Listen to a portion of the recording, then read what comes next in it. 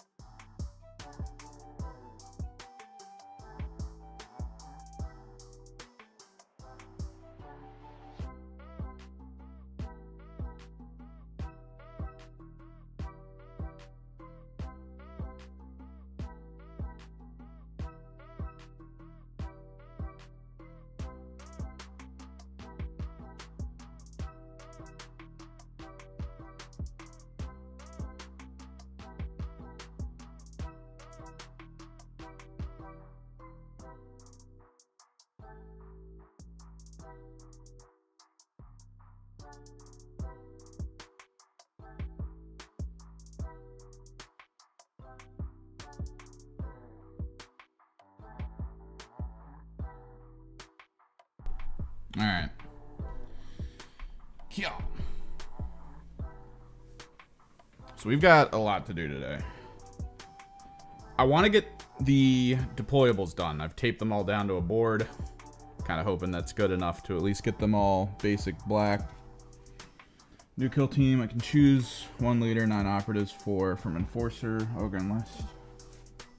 Enforcer and Ogre count as 2 choices.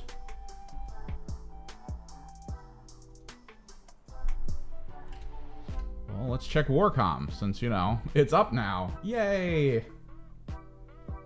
Oh, you can download... Oh my god, did they drop the frickin'... No. Universal equipment, done. Mission packs. Oh, god. Did they... No, they didn't. Okay, good.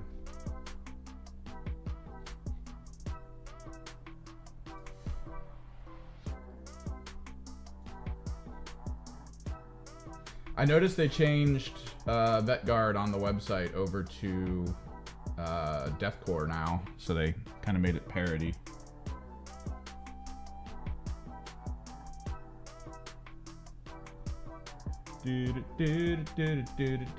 Blooded. I'm gonna full screen this. We'll do this now that, you know, it's up. Hang on. So you're wondering, what's up, Robbie? You can choose 1 leader. Okay. Yes, 1 leader.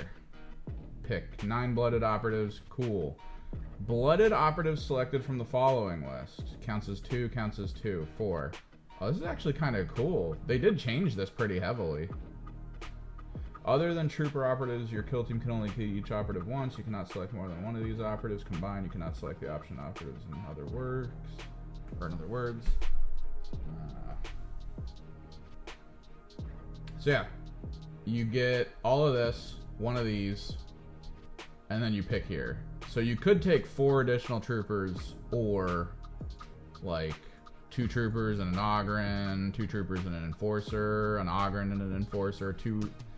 So other than troopers, yeah, so you can't take 2 Ogrens, 2 enforcers. You could do an enforcer and an Ogren, but you, at the very least, the only thing here that can be picked more than once is trooper. And apparently, I guess trooper and trooper, because they want you to be able to do this here. You cannot select more than 3 of these operatives combined. That's with the 1. So 1, 2, 3, 4, 5. Which means 1, 2, 3, 4, 5, 6, 7, 8, 9. You can go full tilt on specialists in this tree. You don't have to go troopers. And then you can snag 4 troopers or whatever you want here. No, I know the official kill team map's out. We were using it, I think, Saturday because this was down. But, basic full screen. Now we have access to an on-screen PDF that I can look up for you guys. It's kind of what I was hoping for.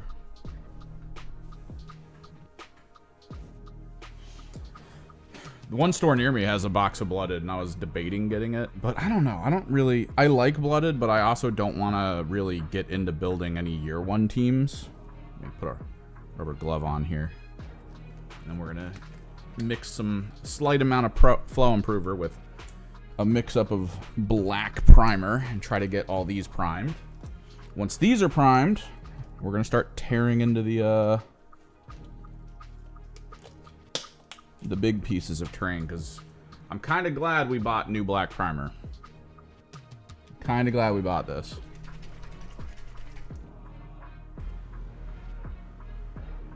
I'm going to vibrate this screen real quick.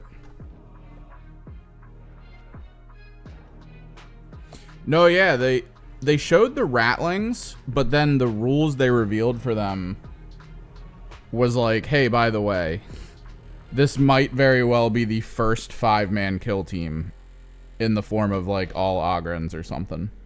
Because you can take Ogrens and Bulgren.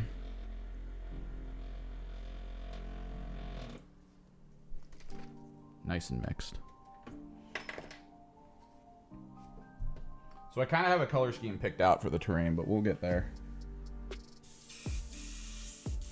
Which is kind of funny, because if you think about it, it's like, oh, well, you're going to have Ratlings. But then people are going to be like, well, I've got Bulgrens and Ogrens, and if I can take Bulgrens and Ogrens as, like, the full team, why would I not do that? Right? Like why would you not want to just have the cool stuff? I mean, there's always an answer as to why not. It's probably low APL. You probably won't be able to do missions as easily. You'll probably miss out on a lot of equipment and upgrades and stuff. Mix the flow improver.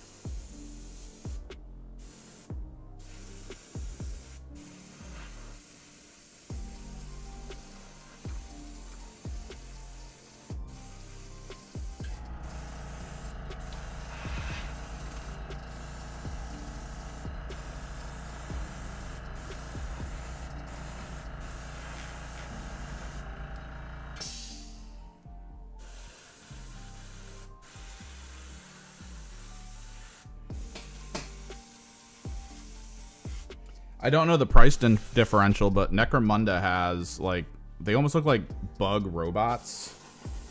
Like, they come in a pack of 2.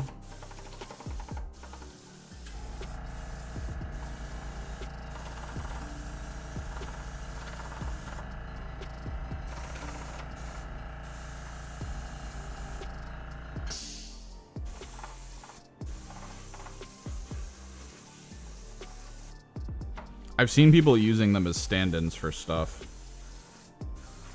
So I don't know if they're stand-ins because cheaper or just stand-ins because cool looking. Because they're definitely cool looking.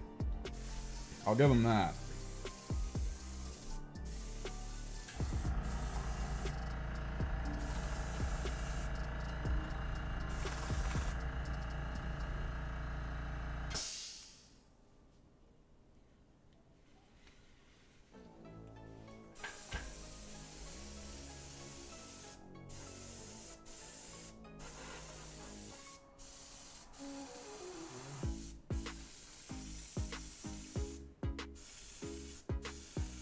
Once I get this done, I'm gonna wait for them to dry a bit, because we really need to, like, at the very least, pull some of them off and make sure we hit the bottom angle.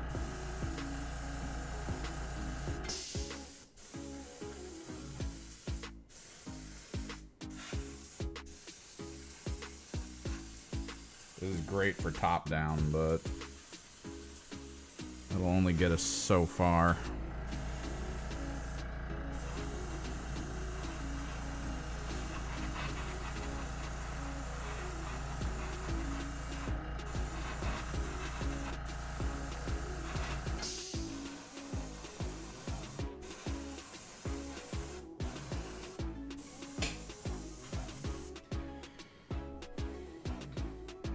Yeah, so they're not good. Yeah, I don't know. What about, I mean, most Necromundas are going to be kind of expensive, although technically I did really like buying the Nomads for Cultists, because it's like the same price for just cooler looking models. Alright, we need to let this dry. So we'll just toss this off to the side somewhere. We can start going through the larger pieces if we want, maybe, because that's going to be a bit.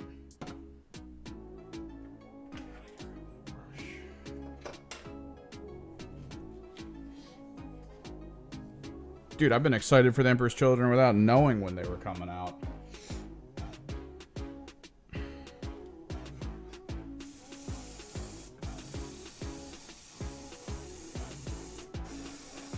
I had no clue of their release date, and I was like, I can't wait, man. I was out there buying up all my frickin' Thousand Sun stuff. Like, man, I can't wait for Emperor's Children. We're gonna need to already start putting more of the primer back in.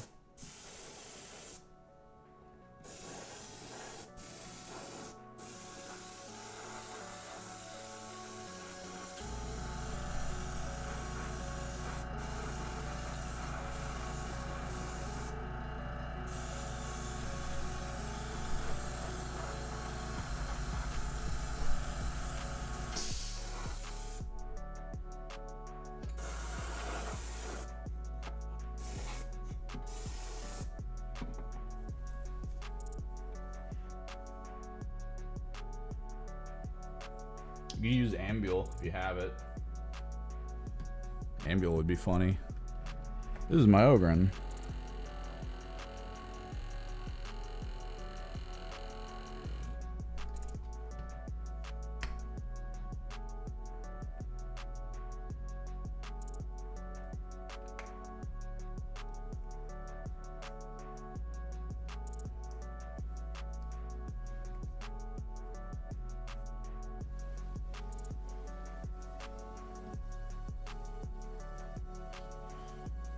I'm still deciding whether or not we're going to do Underglow on my Vespids.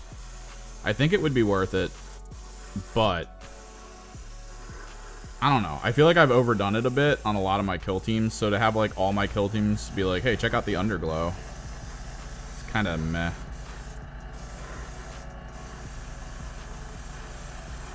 Whereas I could just make them look really nice. Just completely chromed out.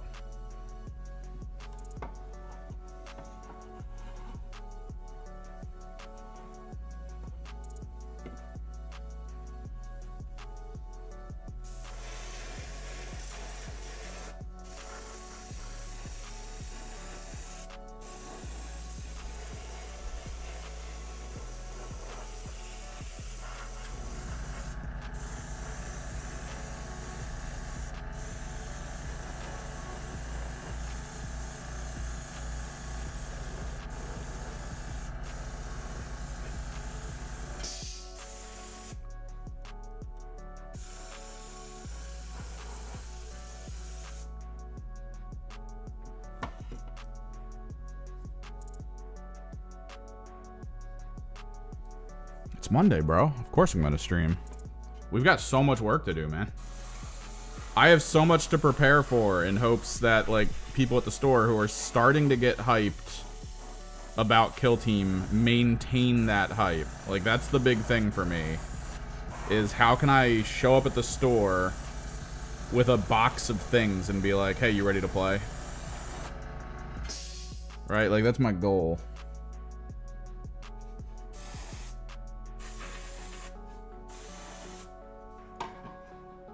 Give people the experience of Kill Team.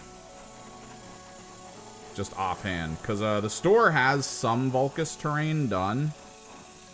But apparently the stores were told only to do, like, some stuff, right? Like, they weren't told to paint the whole thing. They were told to paint, like, one building and a couple pieces of small terrain, and then the teams.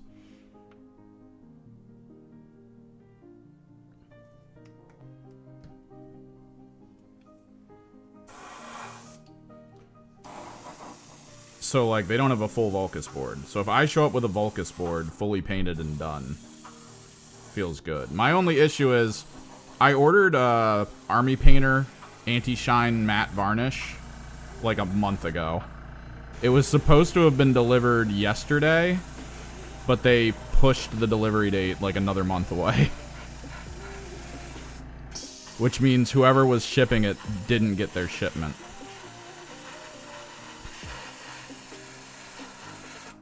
So I have all this stuff painted that I'm like, oh, I gotta varnish this.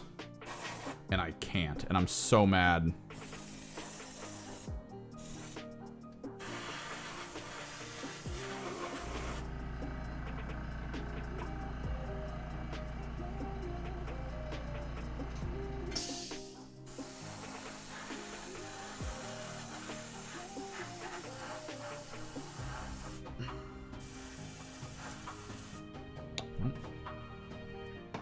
But yeah, how y'all doing? Hopefully you liked the video. It was a bit of an info dump. And don't worry, I am planning on putting together a how to actually play around of the new rules, specifically approved ops. Because technically right now, there's only a few ways to play, right? Like the old system for Kill Team had, you know, spec ops, open play. Ah, phone call.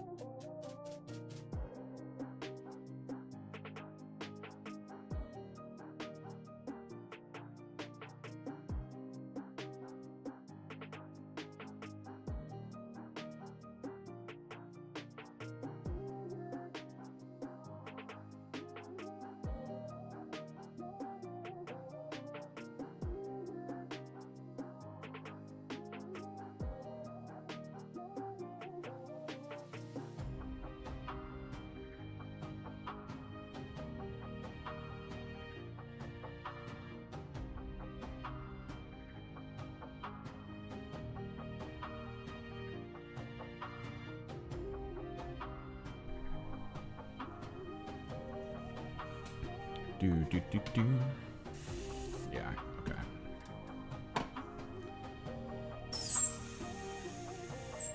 Come on, Airbrush, you can do it.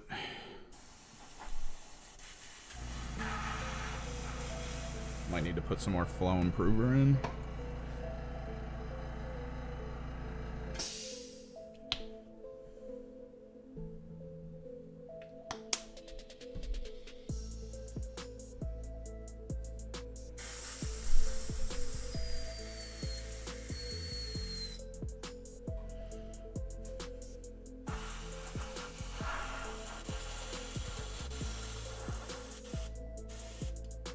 Wonder if it's not sliding back.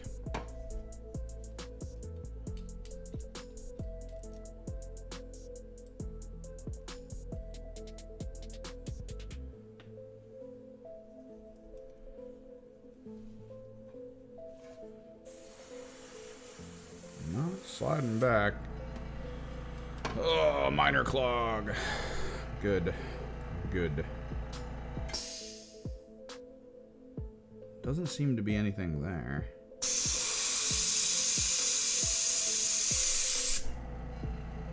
There's a little bit coming out.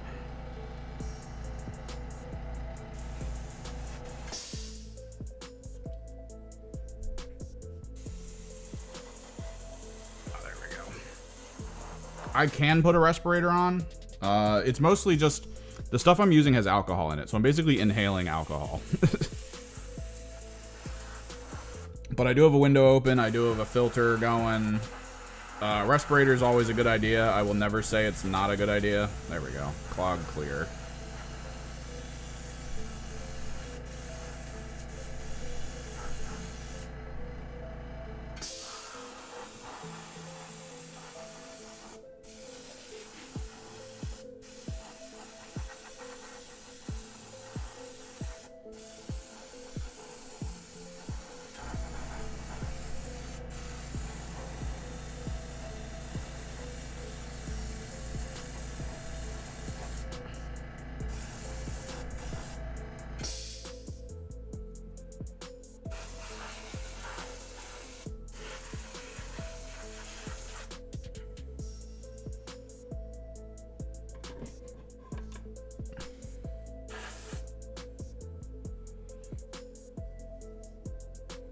Right now I'm running without a respirator.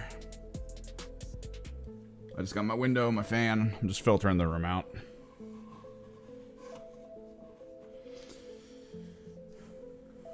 While occasionally feeling super high. I think we do the walls before we do the tiny chunks. Because tiny chunks... These are actually the small walls too. Which is weird. It's a weird concept to say.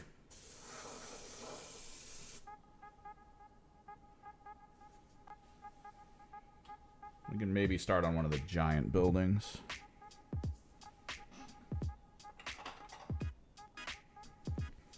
No, yeah.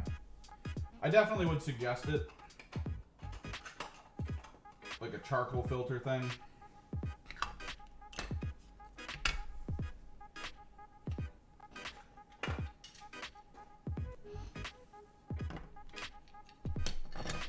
If you have meth ventilation, yeah, you're gonna wanna face mask.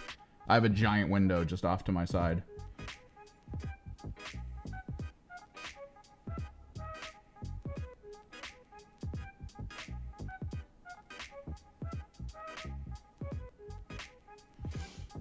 Dude, I'm airbrushing. Of course you're gonna get a little high. That's how it works.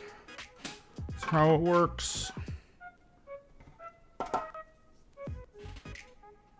Friggin' inhalation of alcohol.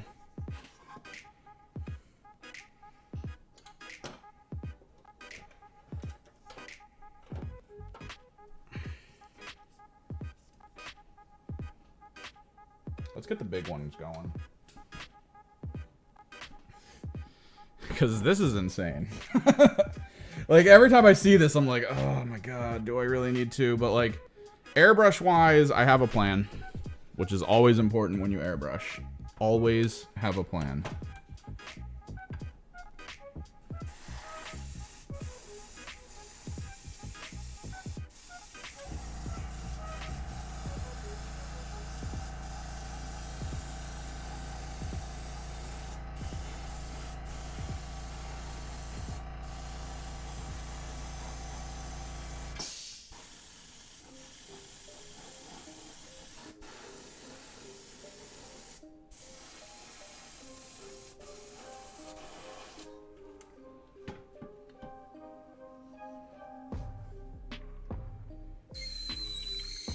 It might be good to try to build a exhaust fan. Like, you don't have to... So, everyone always shows off those, like, crazy, like, awesome-looking, like, hood-type situations. They're like, that's really cool. You can build that. You know that, right? Like, you just gotta buy some, like, venting, some tape, and, like, a fan. You can literally build your own exhaust without having to dump, like, hundreds of dollars into a professional one. Like, what we got back here is a Tupperware container, that I taped a charcoal filter for air conditioners into. So I cut a hole out of the back. Charcoal filter for air conditioners. That way, when I'm spraying paint this way, that's where it gets caught, so it doesn't hit the wall and everything, and it's awesome. And then outside of that, alcohol vapor and thinner vapor in the air, it just makes its way out the window.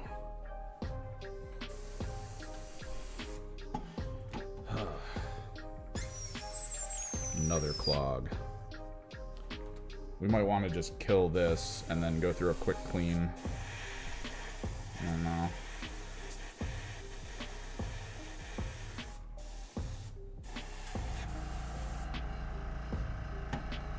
There's probably at least a little bit of a jam in there.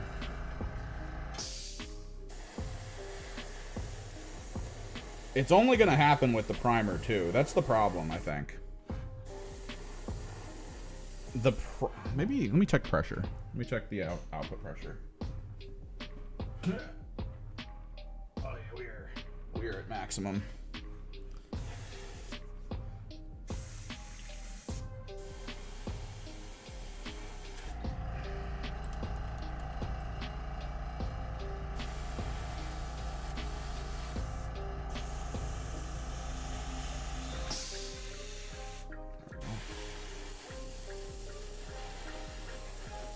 The problem with the Stynylrez primer is while you're priming with it, it starts to dry.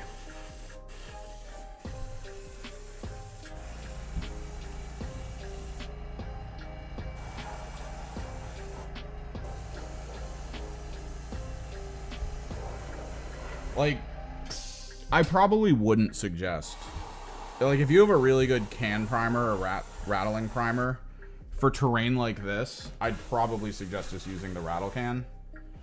Just because it would be way easier. Rattle cans are designed to go over, like, whole walls and stuff. Like, they're meant for large-scale paint jobs. So if you have rattle can primer, you could easily just take this outside, hold it, and just one pass a whole wall and get it. Alright, hang on.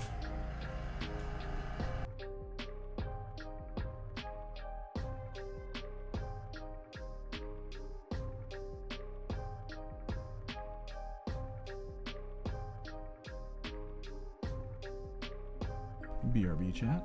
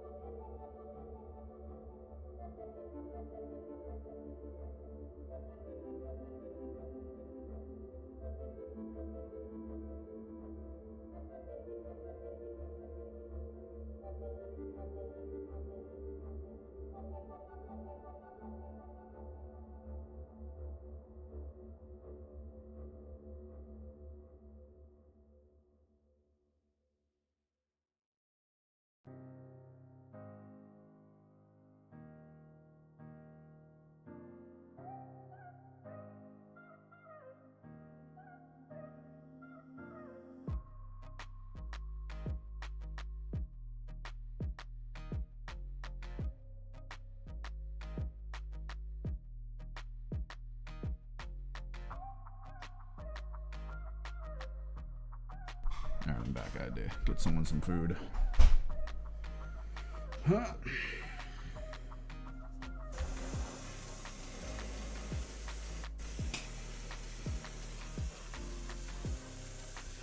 I think I'll kill this batch, and then I think we'll pull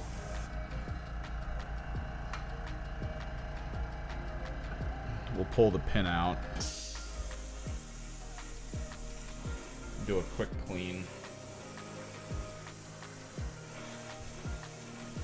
Just to make sure there's no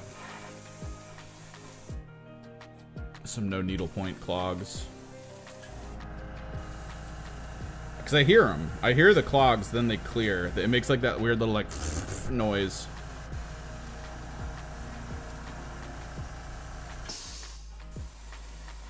Like, you can usually just power through, because if you get to a point where the air pressure refills, it usually is better.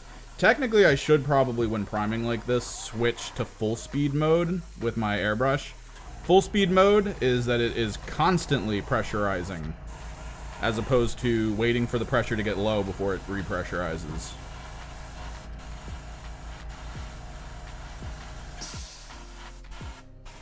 I should probably be doing that, because I need pretty consistent pressure to push primer through this thing.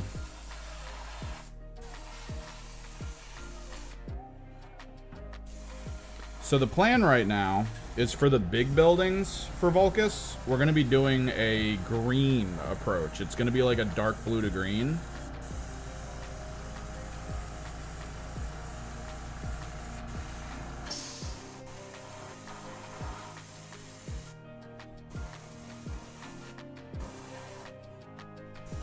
I think that'll be pretty cool. We're going to do, for the heavier pieces of field terrain, we're going to kind of aim for a brown to hull red. It's like a, it's almost like a brownish red. Okay. That's pretty much empty. Let's get a clean going here. Let me actually make sure the pipe's clear, because I haven't used the airbrush in like weeks. So I don't know if there was some residue left over.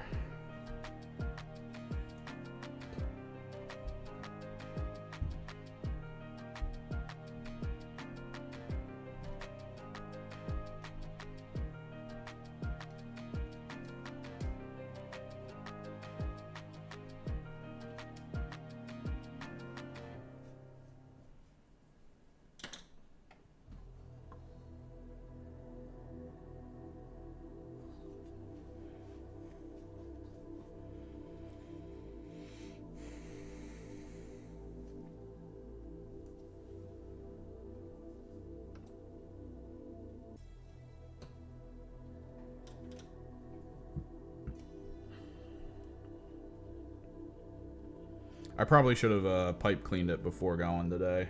I always forget that. Like, right off the bat, I'm always just like, it'll be fine. Nope.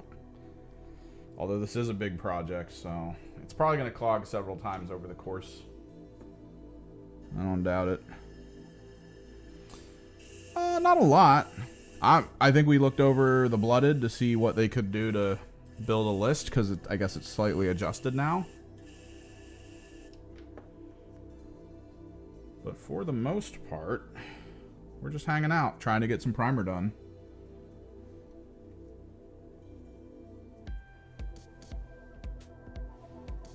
$40K lore is pretty crazy.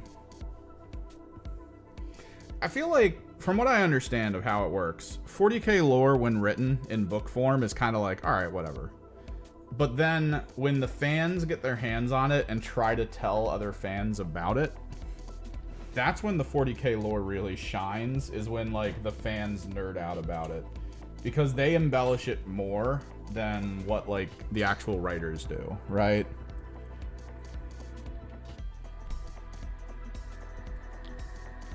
The box, what do you mean the box quality? The quality of the box? I know a lot of people have been pointing out their boxes were kind of damaged. Mine had some dents in it.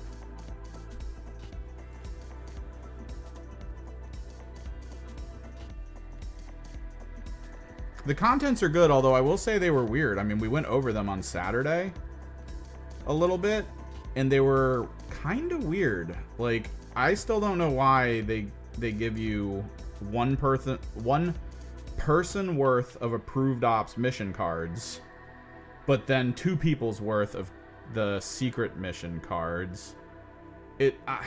There's just little things about it where I'm like, why would they do that? Let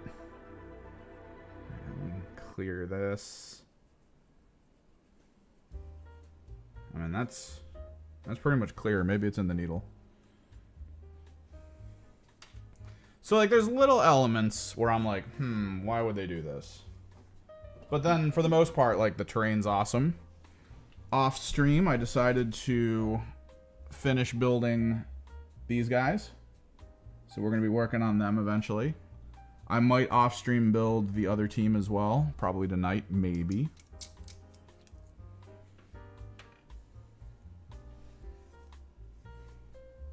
Yeah, it's like peculiar. Like, why would they give you... They give you for deployables. They give you enough of the new deployables. I'm guessing they're assuming everyone coming back used to play. Because the deployables give you a single hit of 2 times barricades. Which is not enough. Everything else is enough. Everything else is fine. But 2 times barricades is usable by 2 different people, and they only give you 2. Oh, I'm going to be busy for a very long time. This is at the very least a 1-week project with my internal planning for it.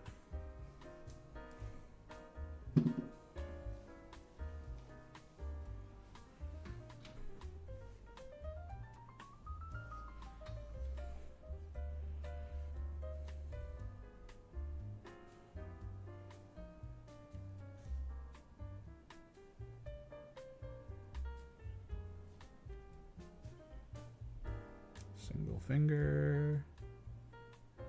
About right. That's fine. That's good.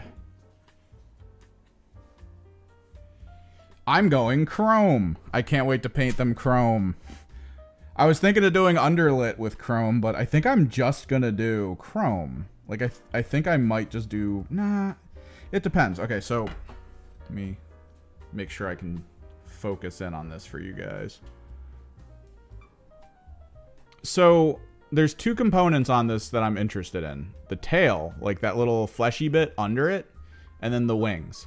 So the idea is he's bulk chrome, but then the little fleshy bit under the tail armor and then the actual wings are going to be chartreuse to green fluorescent. Or maybe blue to chartreuse fluorescent. It's going to be some kind of fluorescent. Maybe I could do magenta. I did want to do magenta on these guys. So maybe that'll be better. Because green feels like a little too basic.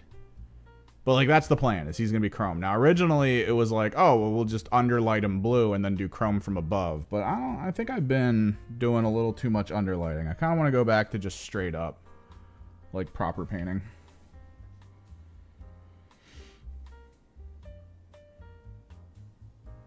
Oh, dude, I play way too much of all of it. I play Kill Team, Underworlds. I go to tournaments. I've got trophies.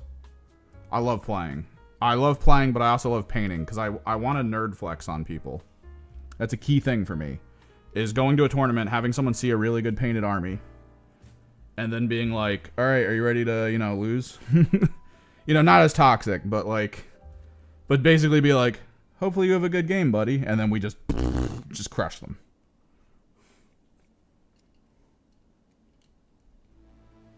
Life's all right. We're doing all right. But yeah, like, there's definitely a lot of different ways people approach this game. There's the people who want to play but never want to paint. So, like,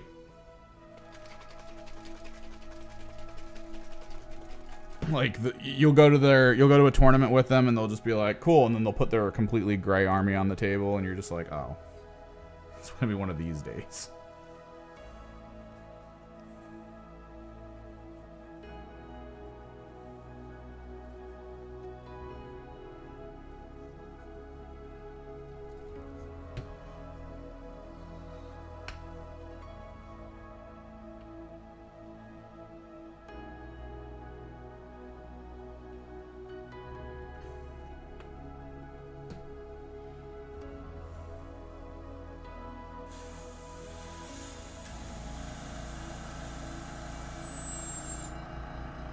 want to paint and then give up halfway through so there's no basing and some guys only have 2 colors. Yeah, I mean, as long as you get some, like, baseline stuff on, I don't see the issue, really. I mean, I'm cool with, like, very basic painting for people. Like, I'm not that worried about it. I know people who do mostly just OSL style paint jobs, too, and I'm like, yeah, it's fine. I've done it. Because it's not the worst. Ooh.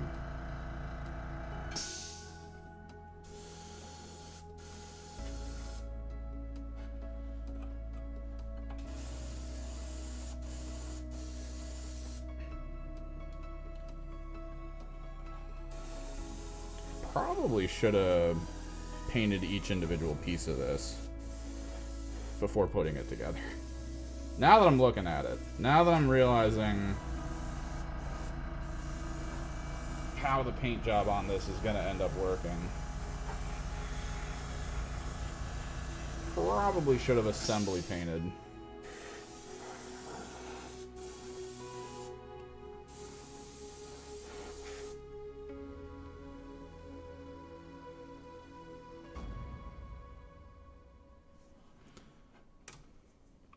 That store, I mean, I keep seeing tournaments pop up in Texas. I feel like there's at least a decent Texas thing. It's not even about playing, I guess, consistently, but maybe just getting out to like a bigger event could be fun. The plan is, once a lot of this stuff comes to like fruition, once I get like a lot of this painted, I'm converting this table, sort of, kind of. I'm gonna have a crossbar above it. We're just gonna toss a crossbar above it, and I'm gonna have a top-down cam. I'm gonna try to position a camera over some dice, like a dice box. And honestly, we might play on stream against each other. It might be me versus chat.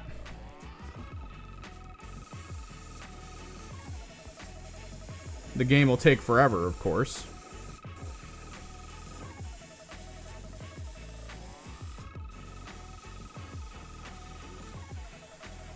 But because of the whole, hey, the rules are free for teams, I feel like that gives us the opportunity to do that.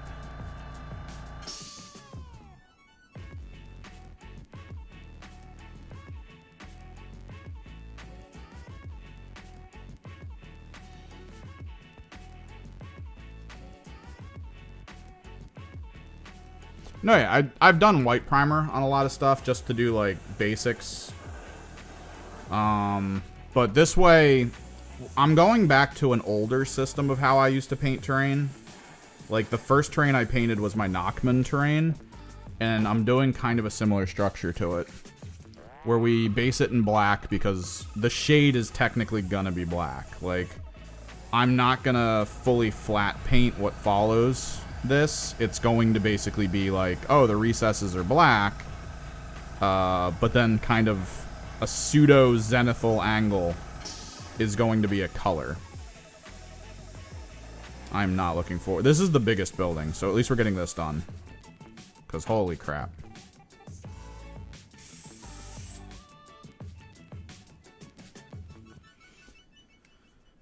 But there's ways to approach doing quick color. It just depends on whether or not you want to do it, I guess. Like, I've met people who are like, I don't have time to paint, and then I show them the OSL method of painting where you're like, oh yeah, it's super quick. Right? Like, you pick a color that looks like night, like a dark blue or a dark purple, and then you just pick your OSL color to hit them with to give them cool little, like, elements of, oh, this is lit up, or oh, they're underlit, or something like that. And it looks really nice. It doesn't look bad at all, but then they're like, nah, I want them painted fully, and it's like, beggars cannot be choosers here. You're either doing it or you're not. Like,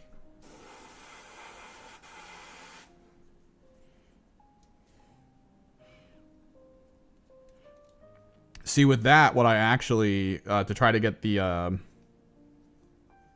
statue look, what I do is I prime them white, and then I get a really nice teal color. This is Vulcus.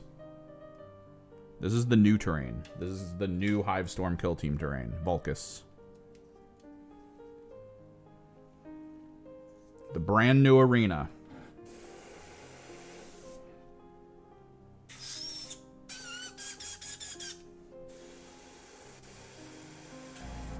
Just has to get past the clog, man. It's starting to.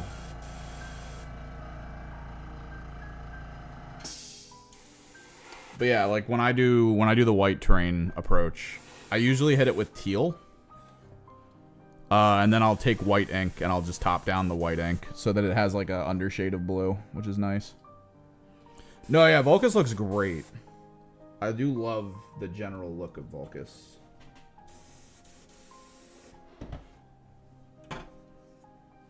I just need my airbrush to actually, you know, do stuff.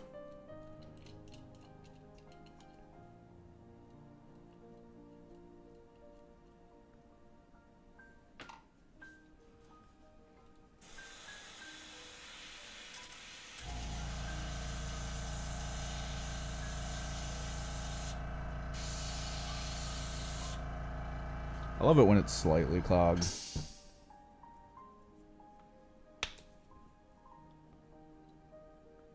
What, did they show a, oh, did they show bunker terrain? There's no way they're releasing another arena.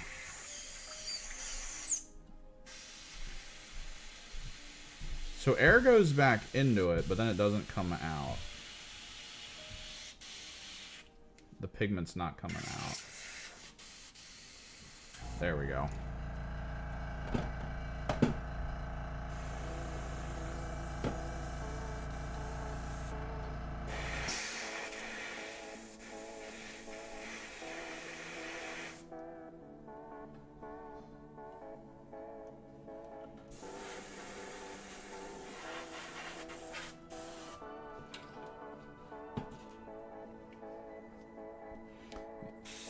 Yeah, so they're doing what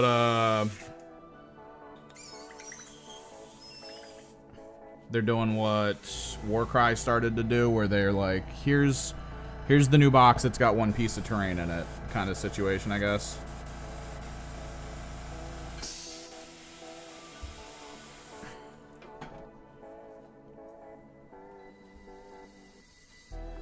I clearly see that the black paint's coming out. Is it in here? Is this the problem?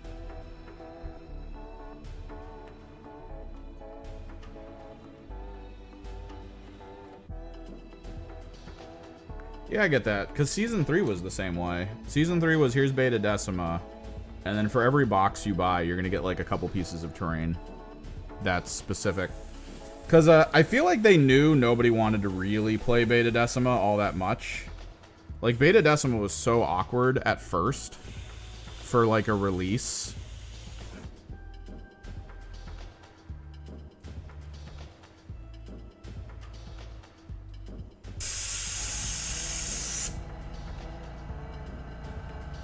Okay, so it is coming out. Maybe I have to pull back a little bit on the needle.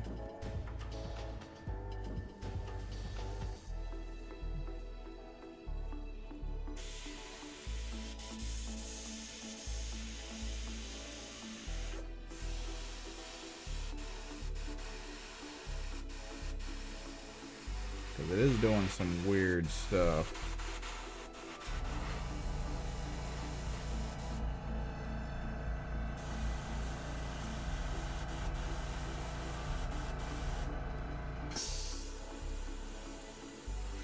There it is.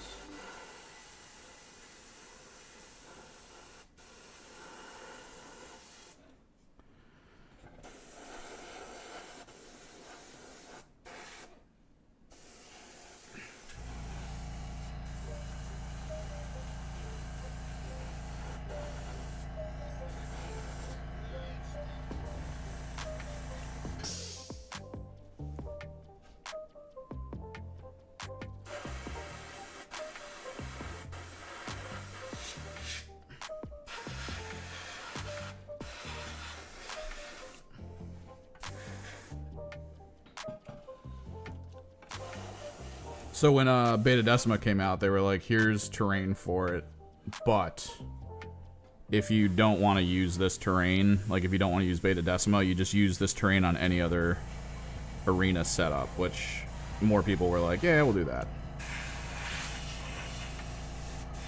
You know, we'll take that approach. I think where Beta Decima is now, it's not the worst, but I still feel like it's one of those things where it's not like a constant, like it wouldn't be enjoyable to consistently play. Whereas like Open, ITD, and even Volcus definitely feel better. Has anyone looked at the approved op maps? They're moving to asymmetric. The last like whole iteration of the rules was all about all the maps being kind of like symmetrical, so everyone felt like they had the same stuff. But now it's asymmetric. So like there's genuine reason to pick which side you want to start on if you have a plan with it.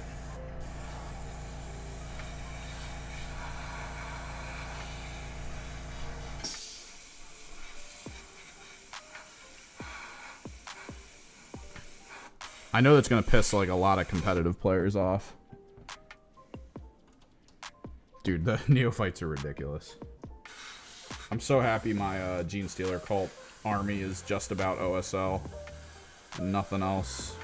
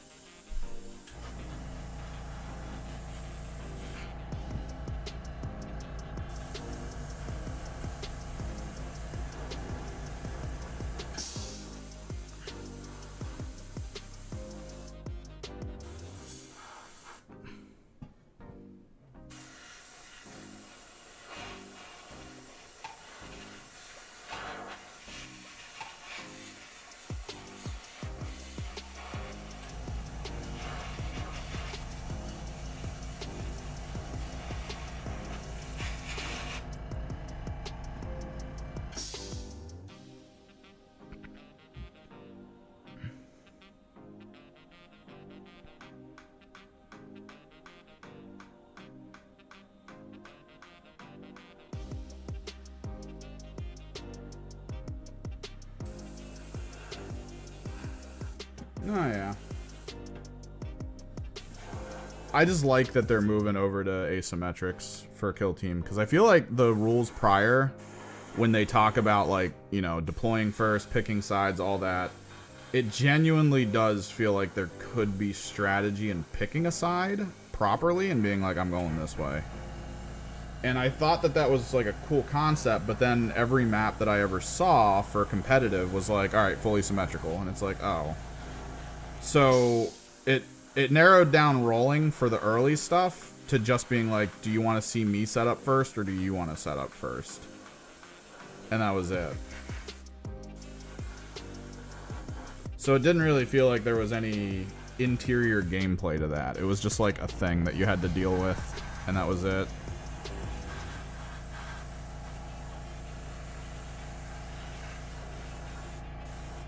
So to see them change it was actually really cool. Definitely worth the change.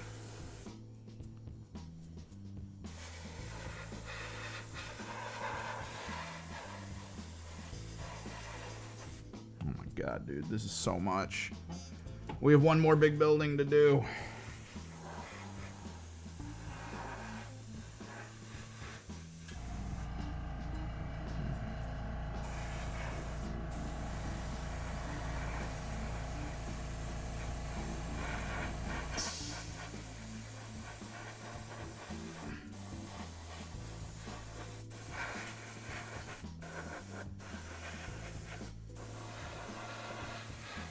I probably should have bought Rattle Can. I was literally in a store staring at black Rattle Can.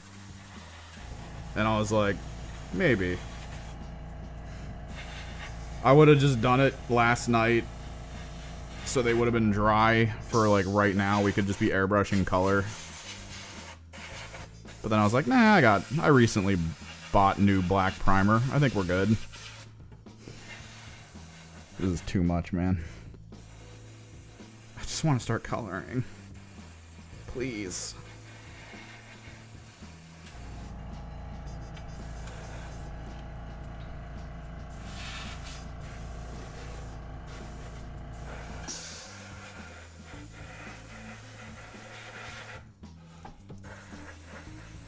I would have been done this in like 40 minutes last night. I would have just kept coming in and out, just rattle canning, putting stuff on a shelf.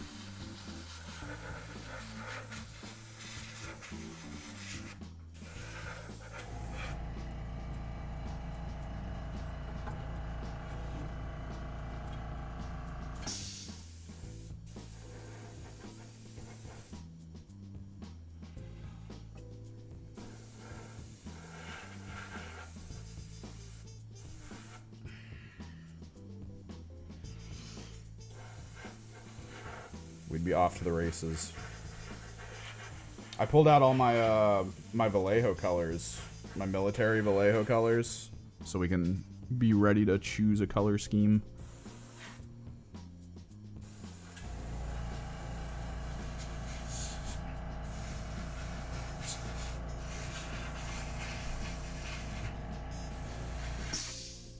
Hopefully people like the video. I know it was more of an info dump style video, and I do plan on doing a, you know, this is how you play a game of approved ops. I want to do game of approved ops. I want to do game of co-op, because I do feel like with co-op, it's cool as a baseline.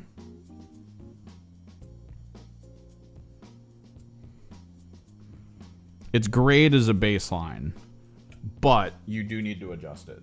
Like, I cannot stress enough, do not play the base tier co-op much. Like, if it's your first game, go for it.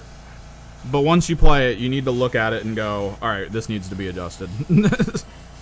It's too easy. NPO AI concept stuff is like, it's fine as a baseline, but like, if any of you have played any pen and paper TTRPG stuff, you should probably start thinking more about like not using the AI structure, and instead maybe just being like, well, what's their best move here? What would they want to do in this situation?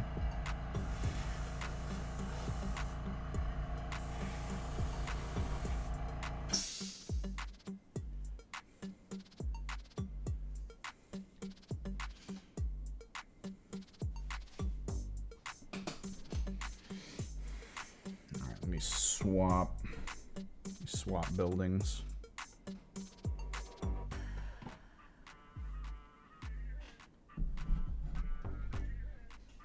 Because in my opinion, that's actually probably how it should be played. The NPO behavior.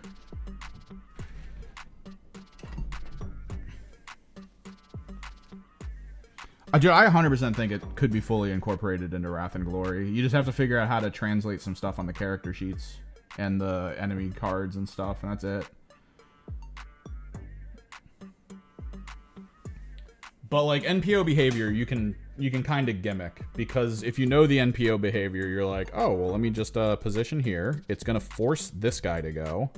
Once this guy goes, you know, he's not gonna kill this guy, which means he's going to kind of out-position himself.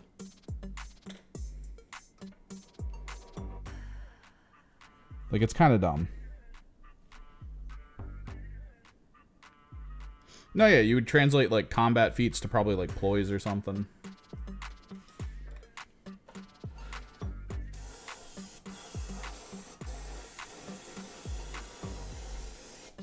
Boom.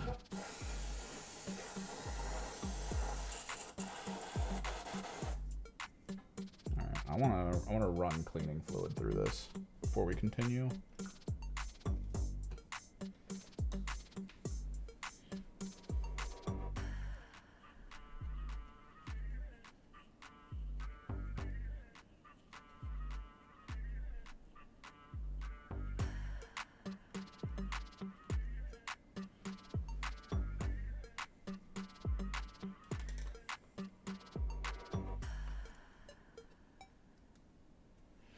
Commandos. They're pretty cool. We're getting 2 boom squigs for the new team. 2. Because 1 was not enough. It's good though. They look like they're mostly melee. I love the idea of the whole like plus APL if they attack kind of situation. But I don't think people have noticed that since most of them look like they're carrying only melee weapons, that means a lot of them are only going to be 2+ for like a while.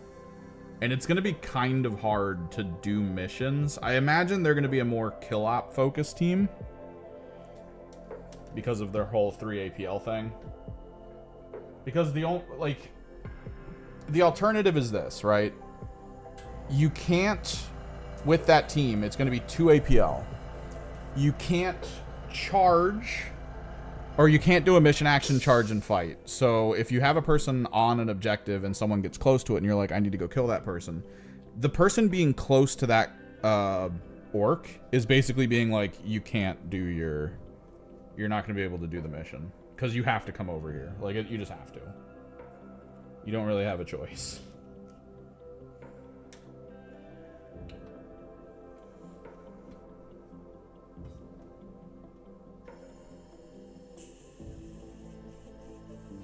Yeah, but you're probably not going to want ranged. Like, let's be honest. Their range is going to be like hitting on 4s, bolter damage.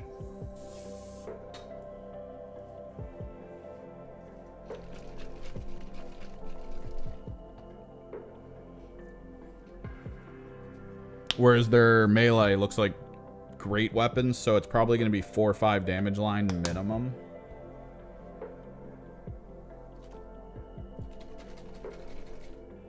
Like, genuinely 4 or 5 damage line minimum. And it's probably going to hit on 3s.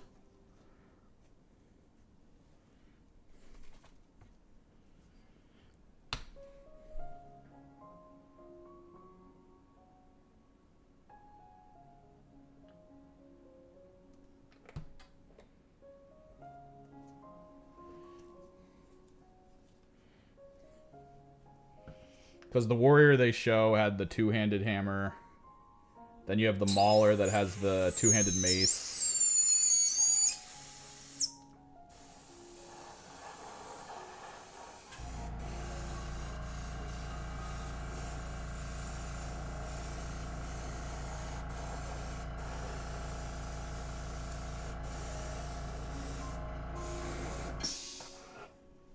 Which was pretty cool.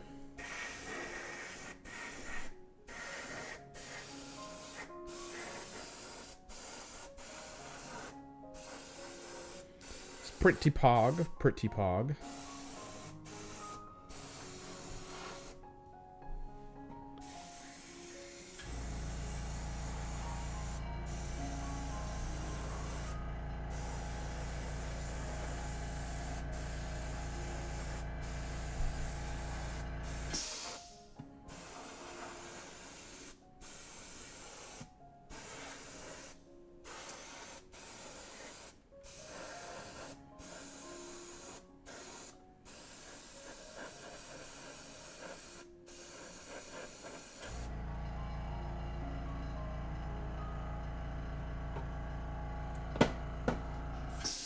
I think only the Knob's gonna have the rocket launcher, right?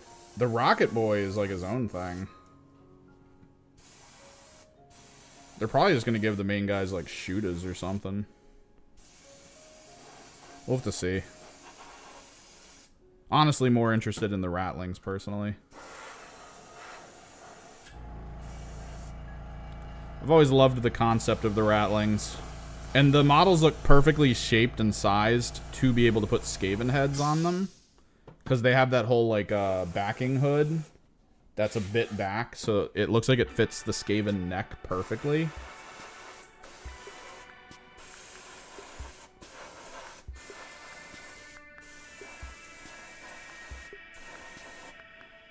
So if the average person doesn't paint their Ratling, or have at least one Ratling on their team with a Skaven head, as like this is the end result of the Ratling mutation.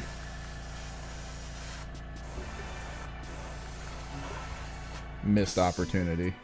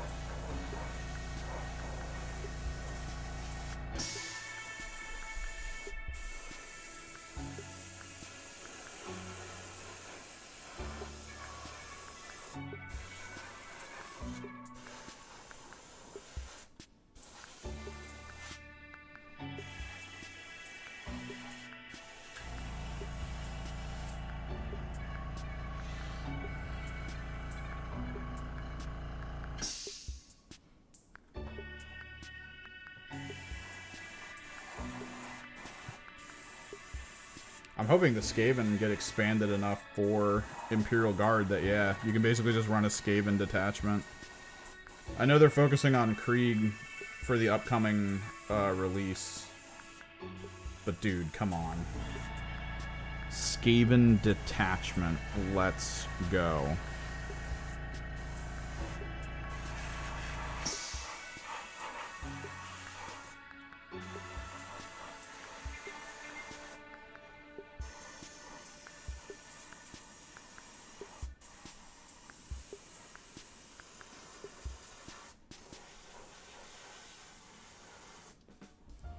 This is absolutely wild to work on. Jesus.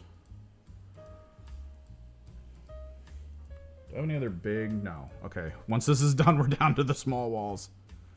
I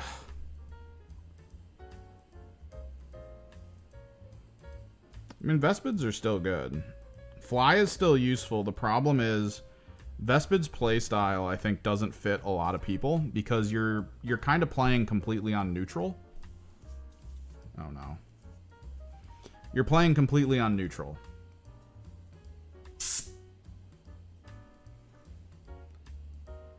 Because you only have so many abilities during a single round of combat with that full-size squad to be like, alright, I'm gonna do this.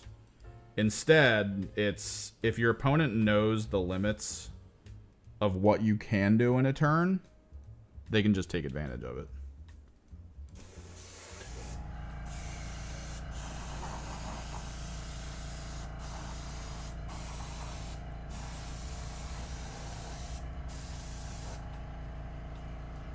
They can just fully, no issues, take advantage of it.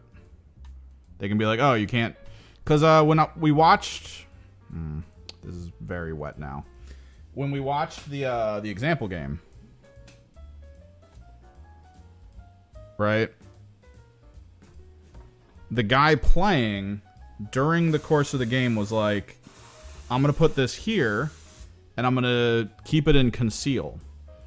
And he even talked about why, and it was usually like, because of how the Vespid NPO rules work, you won't be able to attack. Like, in your turn, you're not going to be able to attack me. Because if you activate any of your Vespid, the NPO behavior that they have, unless you tell them to do something different, is going to force them to have to choose that guy as a target, and they can't.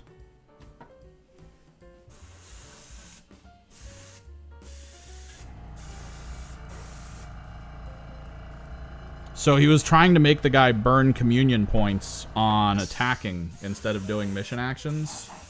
And the person he was playing against was like, I can't. Like, I have to actually... You know, I have to save those for the attack.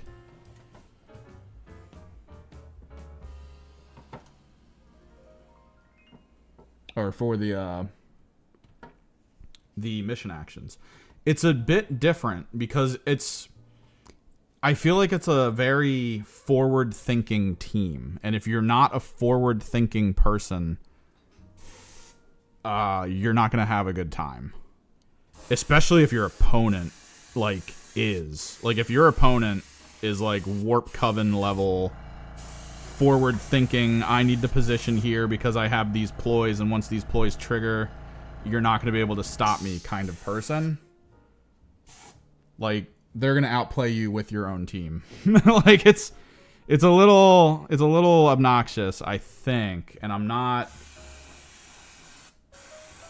100% sold on them because of that.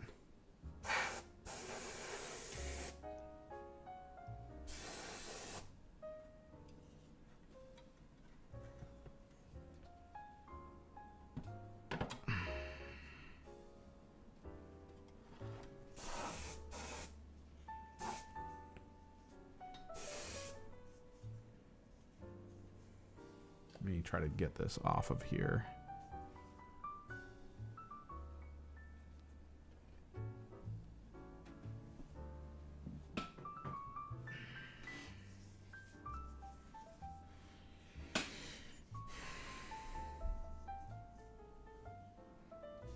I need to look at it. They'll probably change it for closest valid. They might make it a little easier, like the Vespids actually work a bit better, like just passively.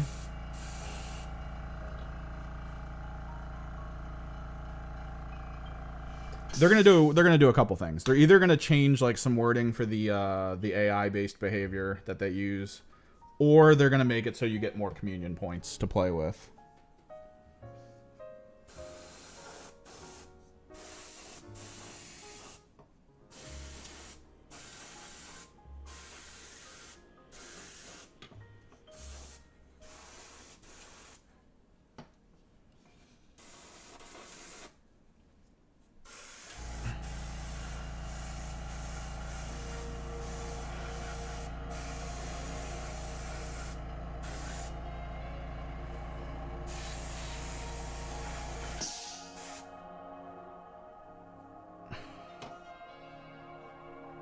It's probably gonna be one or the other.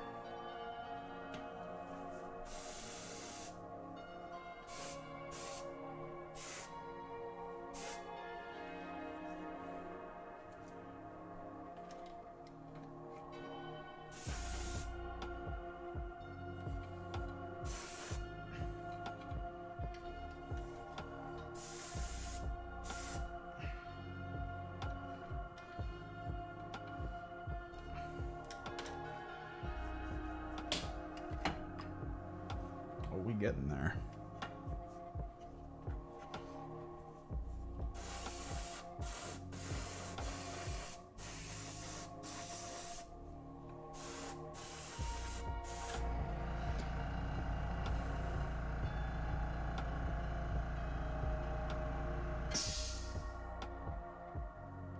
Guards in first and second. So you've never bought a okay, I'm trying to figure out. You never bought a bespoke. You have access to full-blown T-Suns, like you've got full access to like a ton of T-Suns options. Because Warp Coven's really good, and Warp Coven is basically Zangors, which you can use Chainsword Pistol variants, you can use Dual Blade variants, or you can use Blade Shield variants now, which are actually really good. You need Rubric Marines, specifically one Soul Reaper, probably at least 2 Flamers, and then a bunch of regular Marines. And then you need at least 3 Sorcerers, on foot, small bases. Not like the... Which one is it? The Disca Zinch base. It's the smaller bases.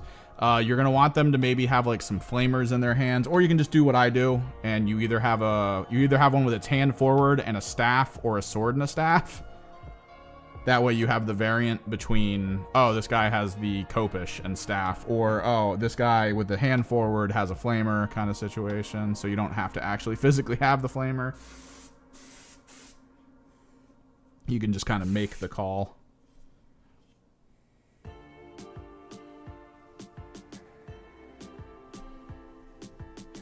All right, Quendy. They're Warp Coven. They're Warp Coven. If you're referring to Kill Team. Are you referring to Kill Team since you said no bespokes? I'm guessing you're referring to Kill Team.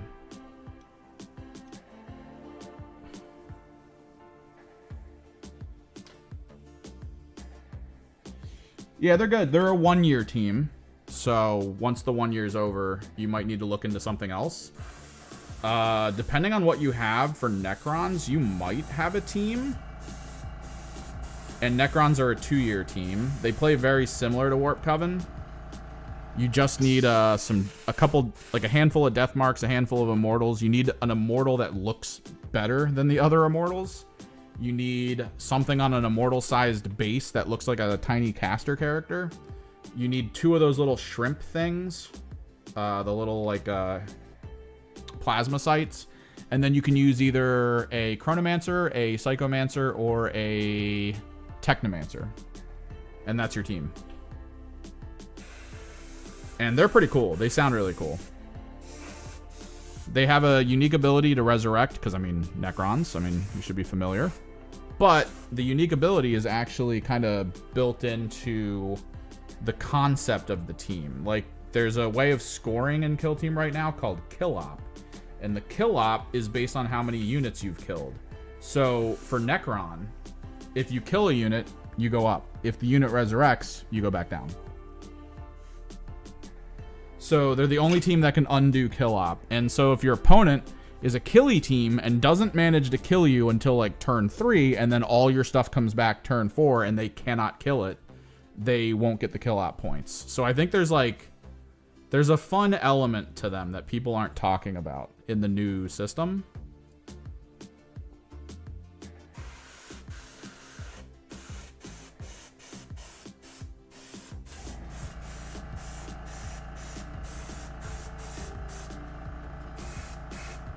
Because as of right now, they're the only team that can do it.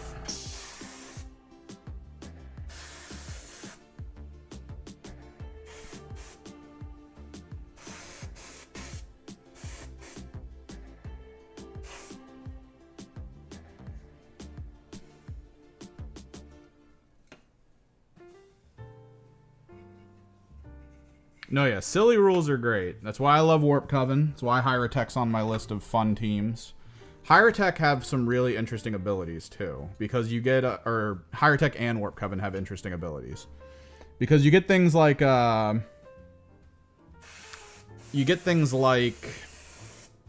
Warp Coven have one of the sorcerers, and what it does is you cast a buff on one of your allies. It puts a token down next to that ally, like you put it down within an inch of the ally, and when that ally goes next, what'll happen is it can do a ton of stuff, and then at the end of its activation, you pick it up and you put it back down within an inch of that token. So you can like run into a room, do the mission action, shoot a guy, and be like, bye, and just appear on the other side.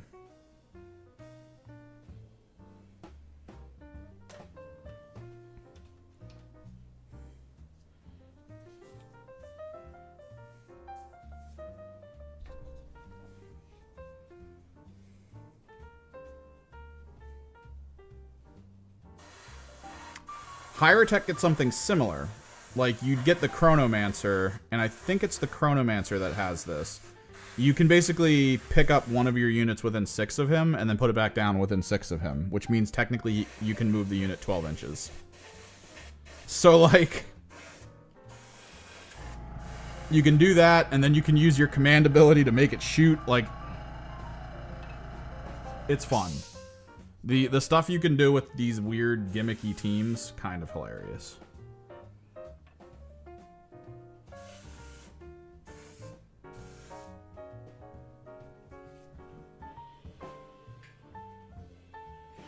The thing my friend and I want for NIDS are to be pretty good at combat, right? But then when they win a fight, maybe they become stronger. Like, maybe the kill op is tied to them having, like, bonuses. There needs to be a team where the kill op is, like, it plays into other function. Or, like, some kind of kill amount equates to, like, oh, all your team moves an inch faster now. Kind of situation. We want that to be the case with them, where just over time, the team just becomes really cool.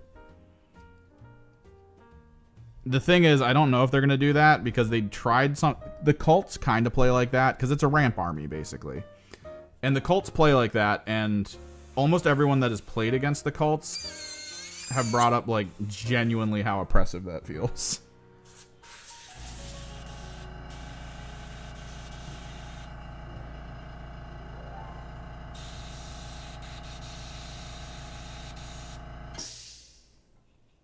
Like, genuinely just feels super oppressive.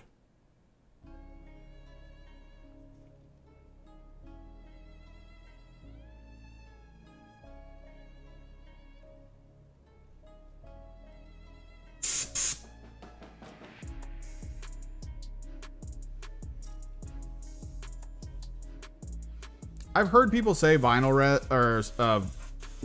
is good, but I definitely prefer Stynylrez. Don't take the clogging as a Stynylrez thing. I'm using a like $20 airbrush. I've used it for a whole year now. It has its issues. I occasionally have to keep it clean. It's been a really good experience because I do eventually want to buy a really good airbrush. Although I feel like by the time I'm like, let's do it, I'm not going to have anything else to paint anymore because I'm pretty much done most of my armies and teams. So it's going to be one of those like, oh, wait, why am I doing that? Unless people at the local store stuff start asking me for commission work. Then I could see doing it.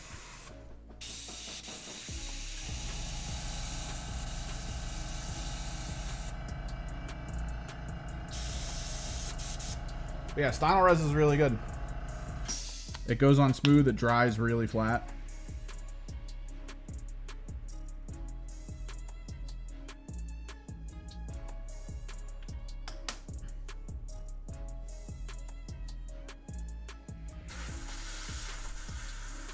It's almost satin in the way it looks.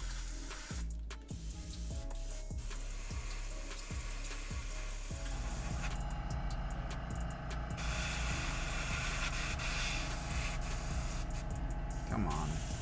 It's just a minor clog, man. Come on. You can do it.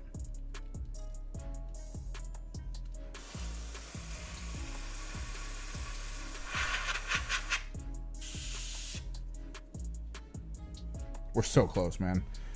We got all the big buildings done, all the mid terrain done. We have this, and this. And then I have to grab the deployables and make sure the deployables are good.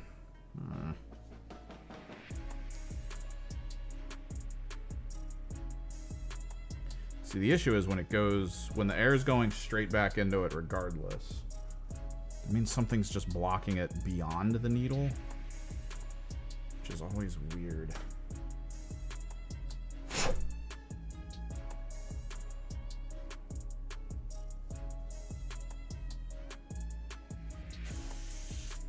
Ah! Oh, subscriber. Poggers indeed.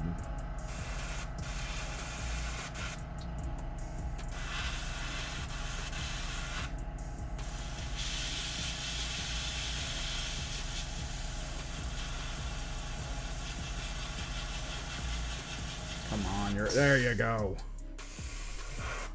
So close to being unclogged.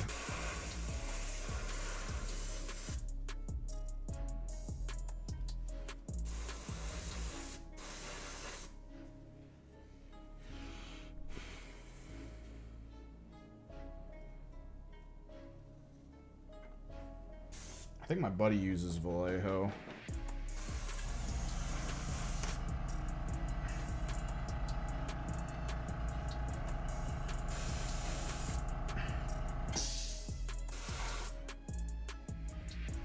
Most of the people I think at the store that I go to talk about using Vallejo as well.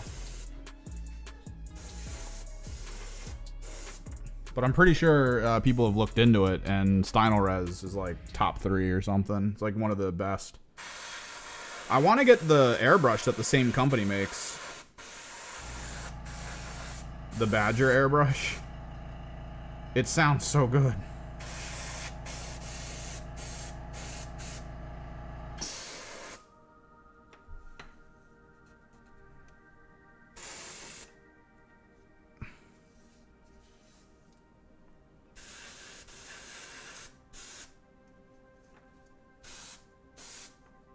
So yeah, the big buildings I think are going to be green.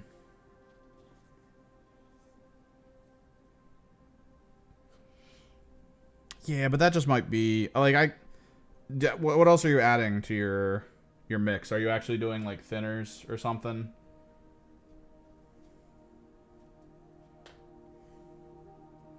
Because I feel like that's kind of the trick. Is once you figure out the the mix that's good for where you are and where you're painting, it just sorts things out for you.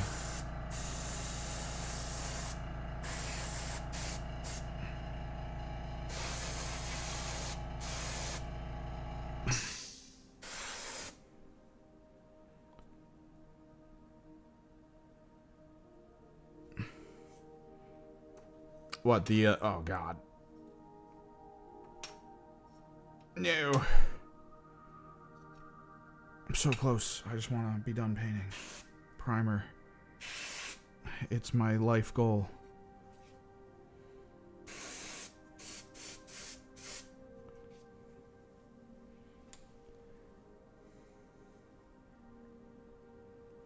You might need to do like a little flow improver and thinner. Maybe just a little, I don't know. It might require it. It's just something. It's something to tinker with. It's something to experiment with. I mean, you're seeing mine clog, and I'm barely using flow improver, but like, I just work through it.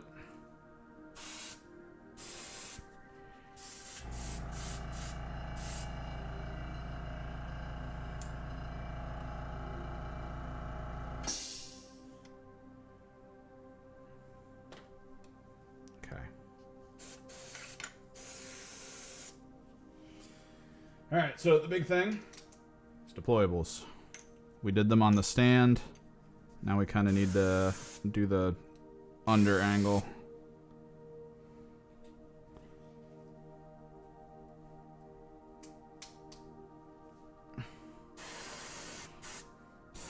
Yeah, I've seen some good topics on it, but like, I feel like the one video that clicked with me the most when I was looking into how to airbrush and thin and all that, because everyone usually talks about the chemical composition, the reason why you'd want to do it, and blah, blah, blah, and, you know, their opinion on what the best mix is. I've noticed, I ran into this one guy who was like, those videos are great. They'll give you some decent information. Here's the deal. Airbrushing is like baking.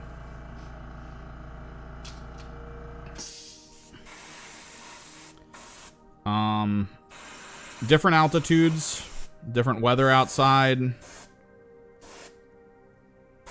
It all drastically changes exactly like what you're supposed to be doing with airbrushing. So like, are you higher up in altitude? Are you in a more humid climate? There's an ocean of possibilities that you're gonna need to think about, ascertain like what you need to do to kind of overcome it, and just figure out what you need to do with your mix. Because like, if someone's like, this is my mix, and then you find out that they live in like a mountain range, yeah, that's why their mix is what it is.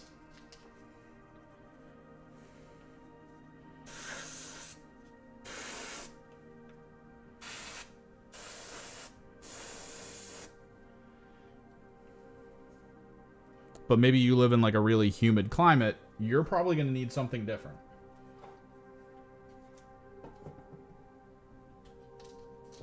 So you're going to want to look into it. And you're going to want to experiment, you're going to want to try stuff.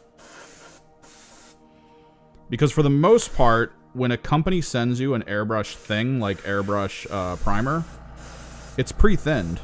Like, there's thinner in all my primer, there's thinner in all my airbrush paints. It's already in there. My high flow paint has thinner in it.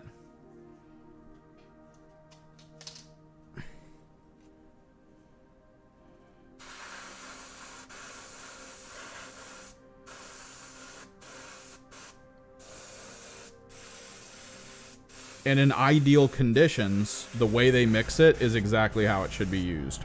But ideal conditions, of course, you need to have like a climate controlled room in order to achieve ideal conditions.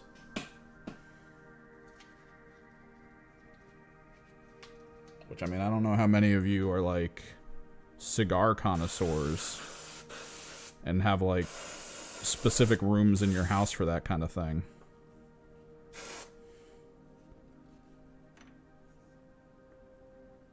you're not going to hit ideal conditions.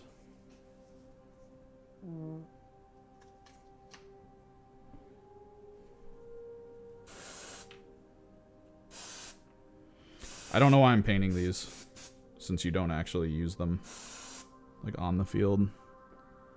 They're just symbols of something else.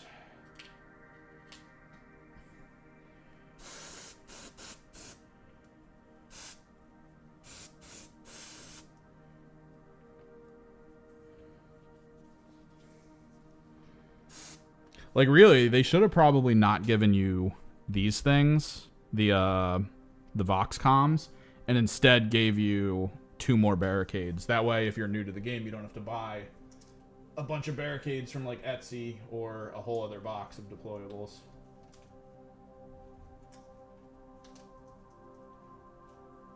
Hang on.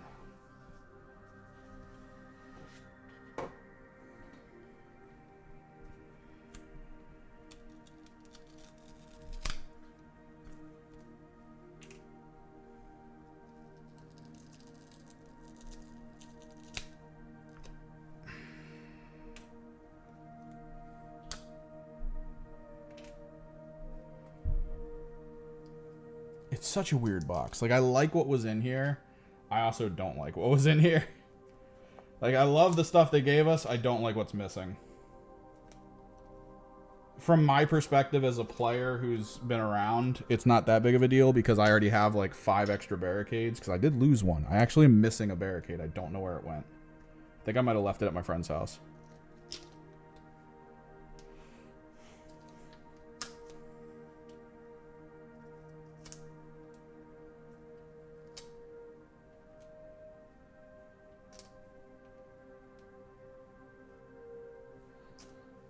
But, like, if you're brand new to this game, you're kind of screwed a little bit.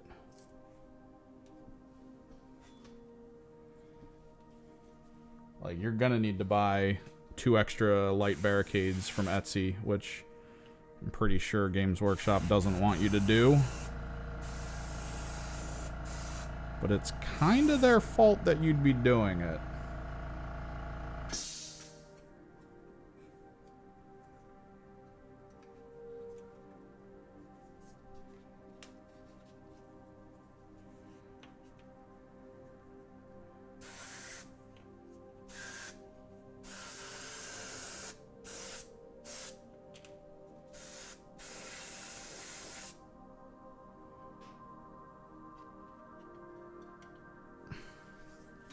Okay.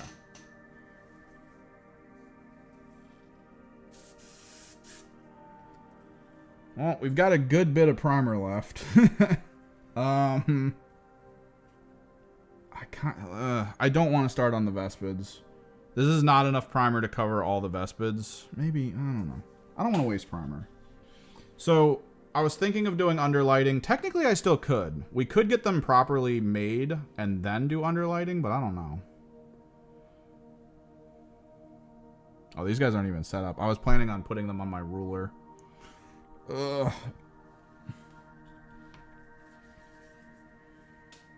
Nah. I think we get into color. It's been long enough. I'm also gonna skip this song.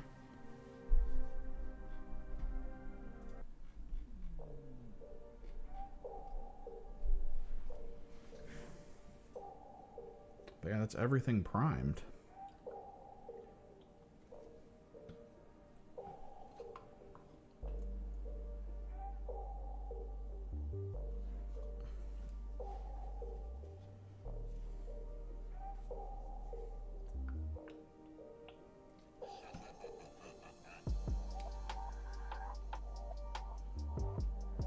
So I've played 1 game of co-op so far. It was pretty decent. I would say you would want to homebrew. I think we talked about this on Saturday. You definitely want to look into homebrewing a little bit for co-op. It's a little too easy.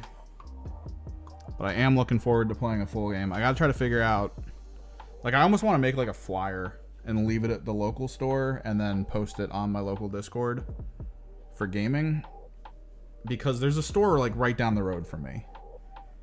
And if people want to learn how to play this, which it sounds like a lot of people do, if they were able to make it to that store, it would be awesome. Because it's like 2 minutes. I'd bring all my terrain. I could set up like 3 or 4 different boards. Just on my own. Anyone else brings terrain, it's perfectly fine.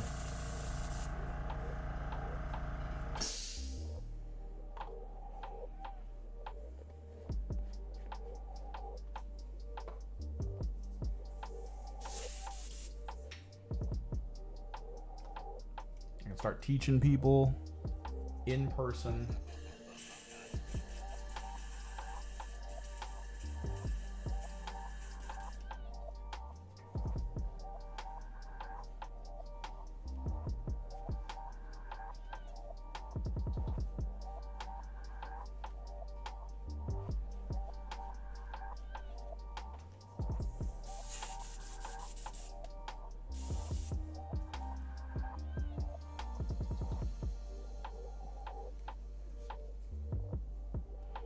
Let's try to figure out how we're going to do this. We're going to try to color coat the Vulcus map stuff. These big buildings that are close quarters. I don't know how familiar you guys are with the Vulcus rules. There are the 2 large full tilt, like 4 walls buildings. Those are completely close quarters. They're basically small ITD things. I think I want those to be a different color than the freestanding walls. That way, for people, there's like that visual element of knowing what you're seeing and being like, oh, the green. I'm inside the green, therefore I am in close quarters rules. I think that would be really useful for new players.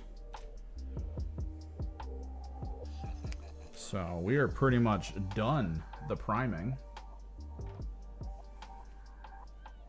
I kind of want to get started on doing the 2-toning zenithal paints for the buildings, because I think that's going to be important. So we need to clear all this. I think this kind of terrain is going to end up being the hull red idea. And then we might do gray, I think. Like one of my offbeat grays for the heavy walls.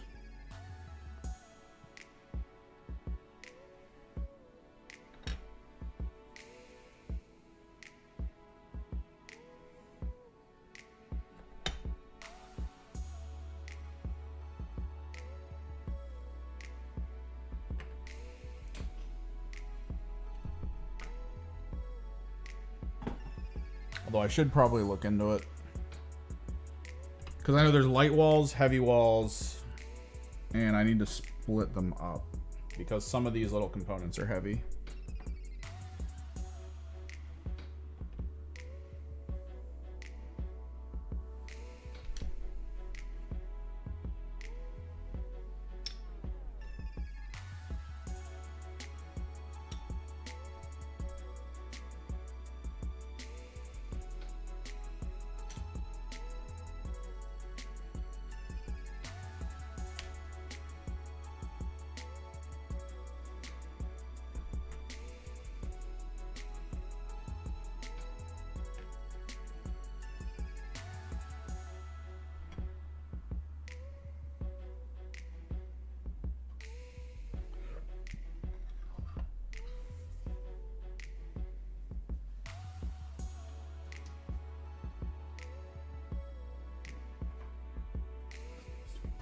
Further back.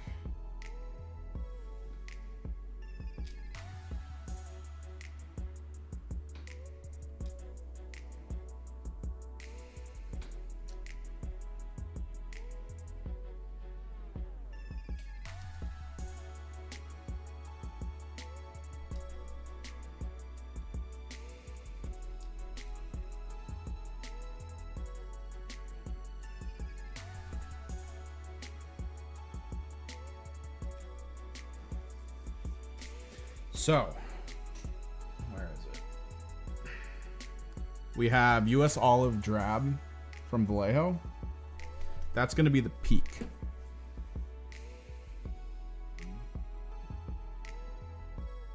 think I want to do like a dark brown base to it. We have a green chrome.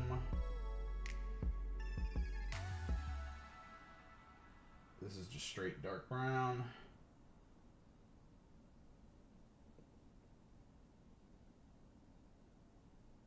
This claims it's dark green. So maybe, so I'm thinking dark brown might need to go with Hull red. What the hell is this? No.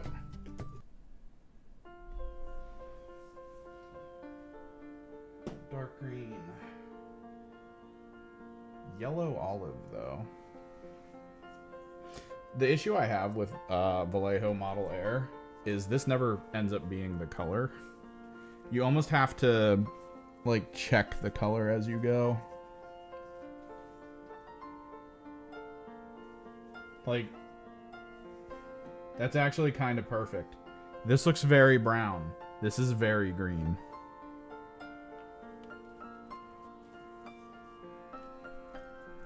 So I would probably do this as a secondary.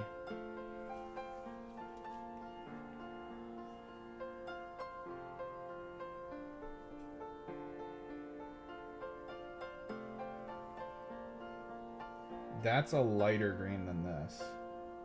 This is dark green. It is a lighter green than yellow olive. Oh my god. How's light green chrome?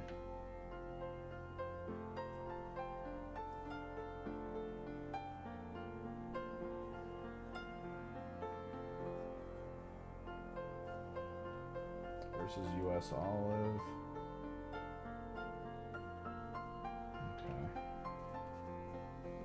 We might try to do these two, but that does mean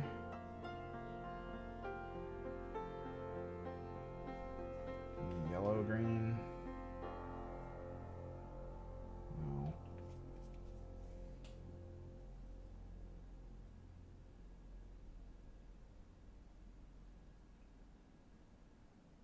What's pale brown looking like?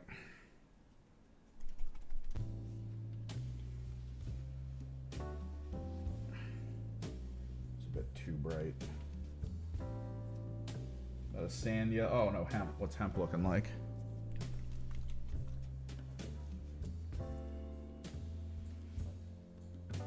Oh my god. This is so bright. Jesus.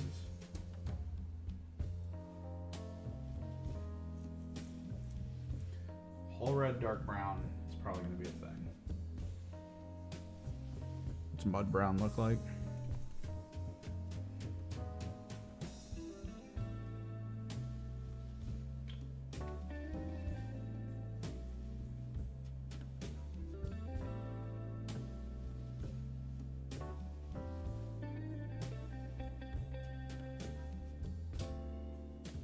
Dark yellow, maybe? I'm just trying to find something that isn't green.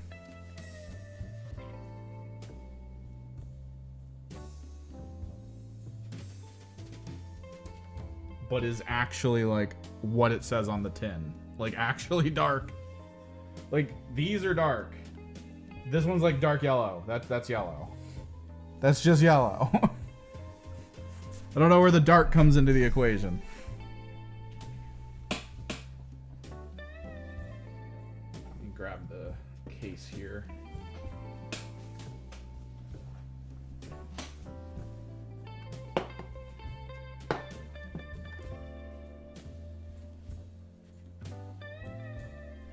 Mahogany. I remember mahogany being insanely dark. Dark earth.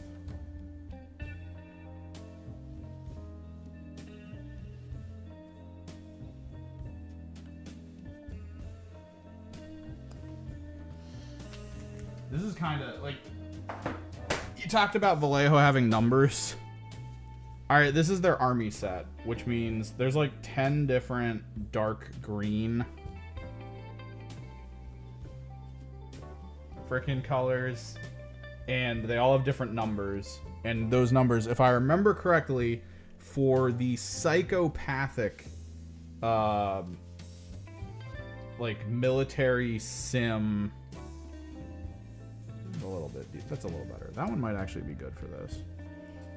For the psychopathic military sim people, like apparently they're models that they, yo, this is it.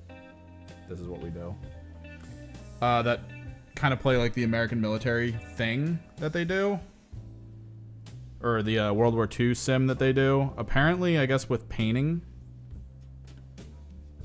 what happens is you'll look at the like army you want to play, and it'll be like you need like that. Like you need that number. If you don't have that number, they're gonna take points off.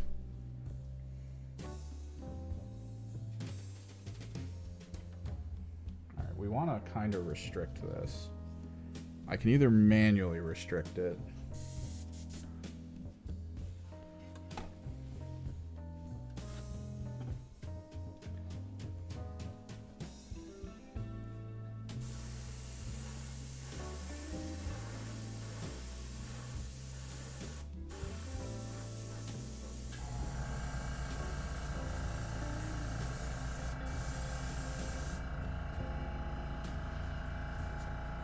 No, yeah, dude. So, in the tabletop gaming universe, there are sim military games, specifically World War II military games.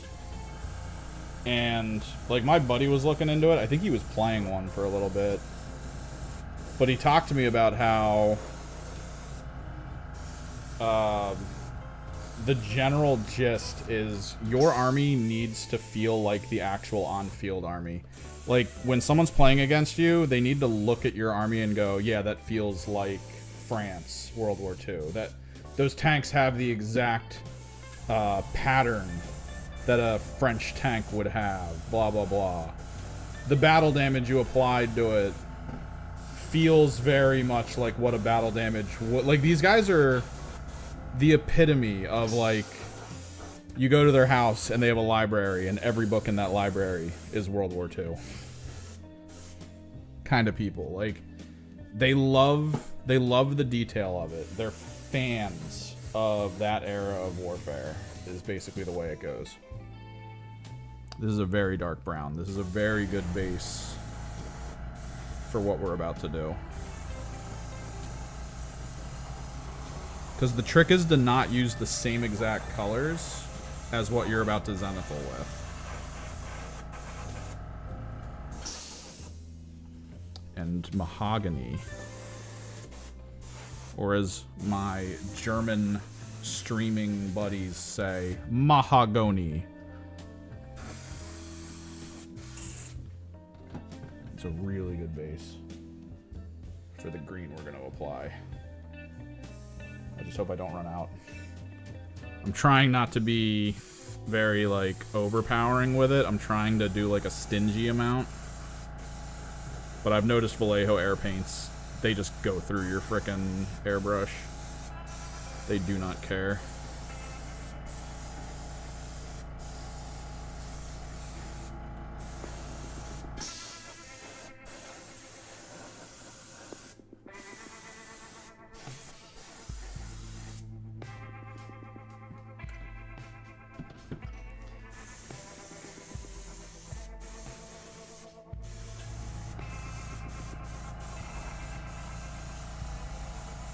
No, yeah, but that's kind of like the set that I bought from Vallejo was their American or World War II military sim set. It basically has every color you could possibly need for most of the common units you would paint for that game. There is a fantasy version set that I should have purchased that has a lot of really cool colors in it, but I wasn't thinking because this was way back when I was first getting back into it. So I just kind of like saw the set and was like, yeah, that'll work. It's mostly like American and European military colors, which means I've got like 40 kinds of brown and green. That's all it is. It's just 40 kinds of brown and green, and some tank and ship hull colors, which the hull colors are actually really cool. I do like how the hull colors turn out.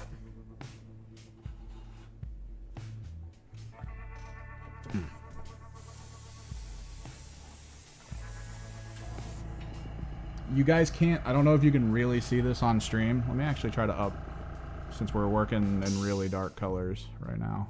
That, you can see it a little better there. It turns it slightly brown, which is what we want before we go in with the green.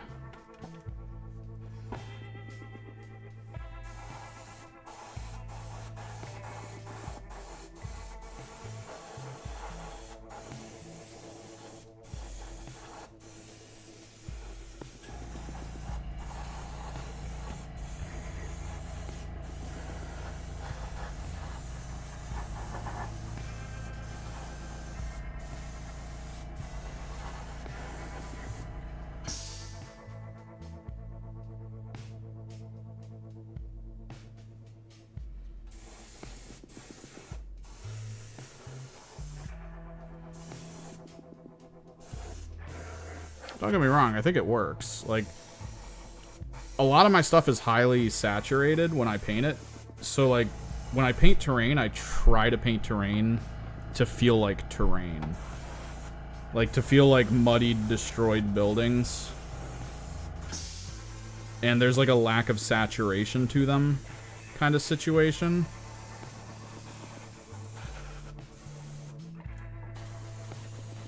Because I like the dichotomy.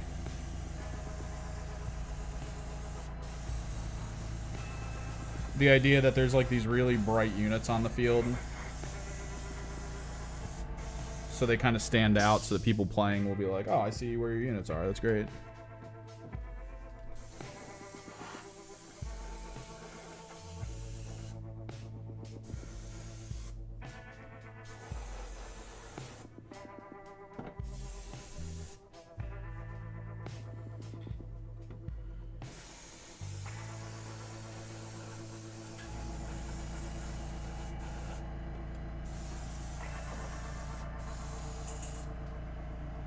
A little bit more mahogany.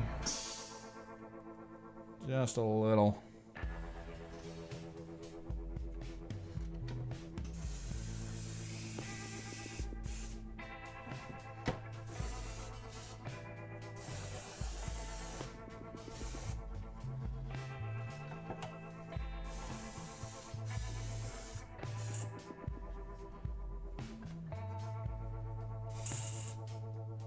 Tiny bit more for the inside.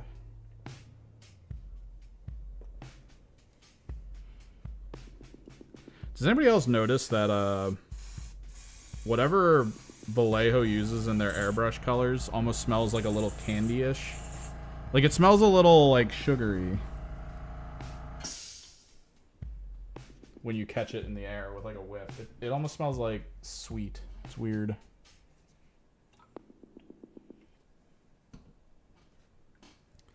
So yeah, these are going to be the base colors for the big buildings.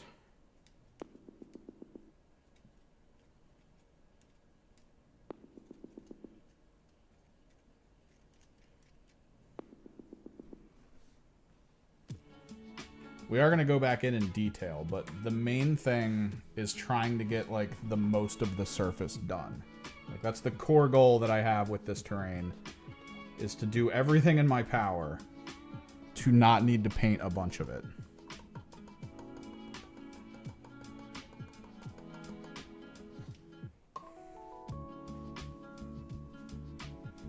Like, a lot of the times you can go back in and tint stuff using contrast paint, which is pretty cool. That way you can make things stand out on their own.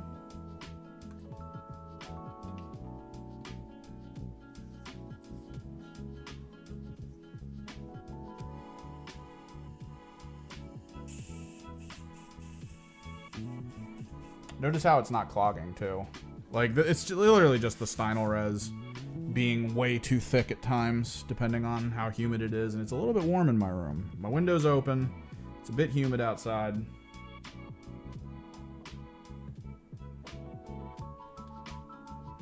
So probably screwed with it a little bit. out of here so it can dry.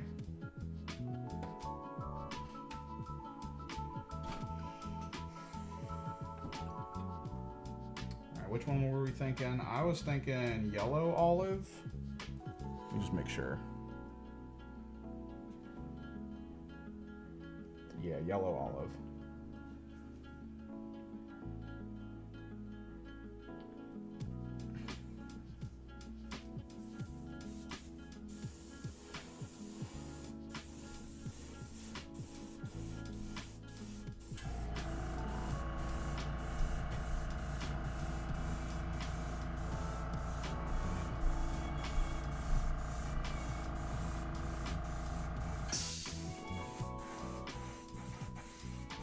It is a very dark greenish color. We try not to hit too much of the surface with it. We want it to mostly be like a top-down thing. Pretty much near the walls. I might actually try to manually do the flooring a little differently.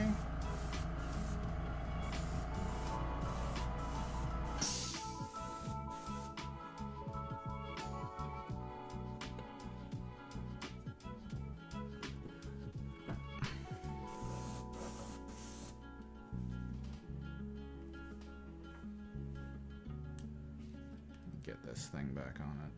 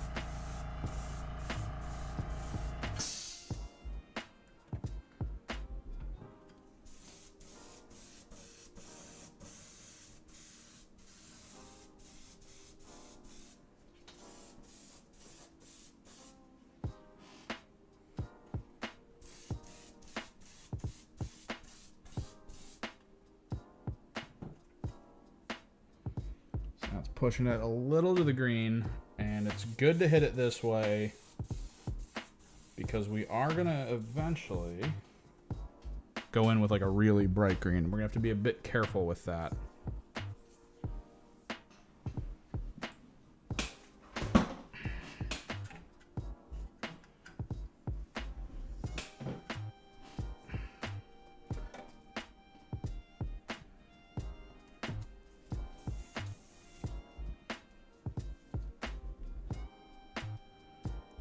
Paint gunk off the front of this. A little gunk buildup.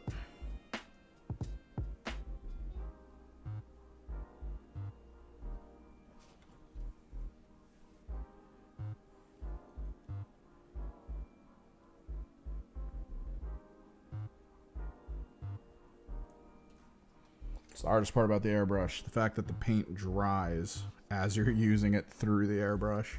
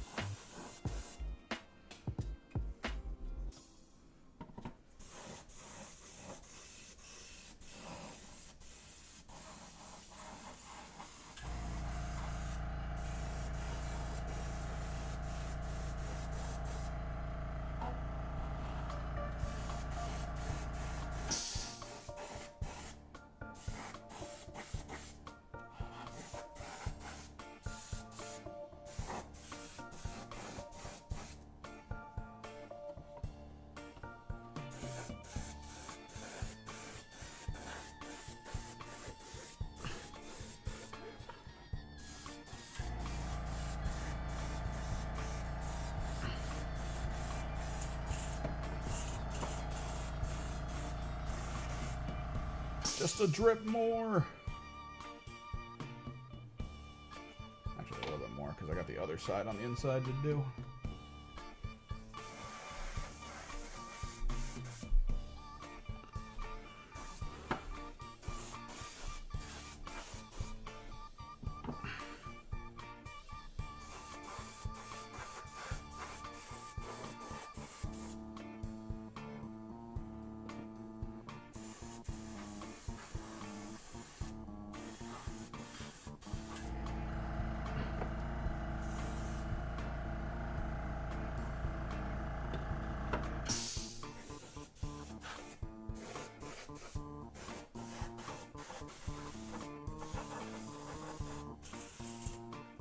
Sweet. Just a bit green. Just touches of it.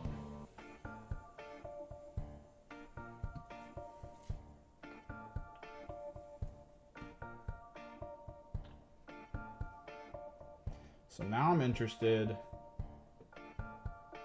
in how light green chrome plays out. Because I don't quite know what the hell that is. I know it's bright.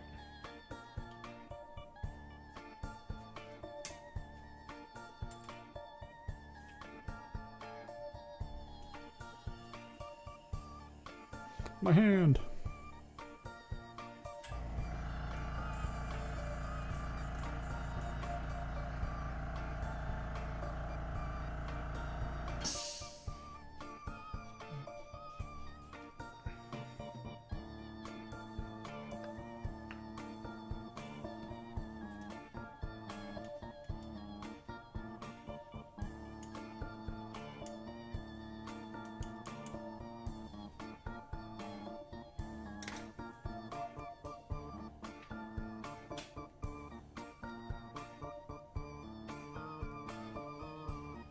It's very hard for me to hold back here and like stick with the darker colors. I want to go bright so bad, but I feel like I do really need this separation. I think it works really well for like on table visual aesthetic.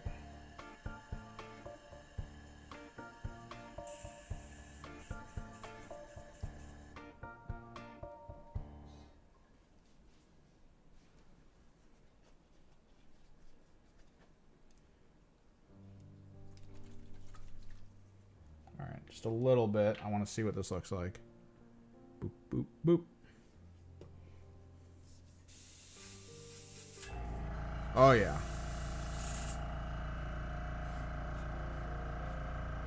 That looks good.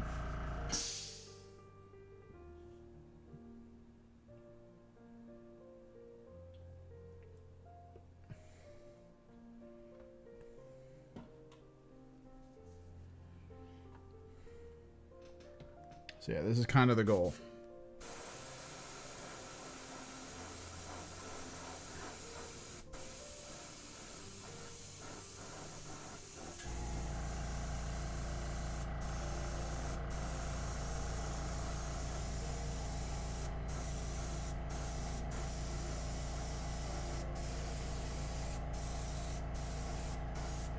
You don't want it to go on super even. It gives it a lot more life for you to look at it and be like, oh, whoa, that's like kind of green, but only in like certain areas. It's like color worn from the top.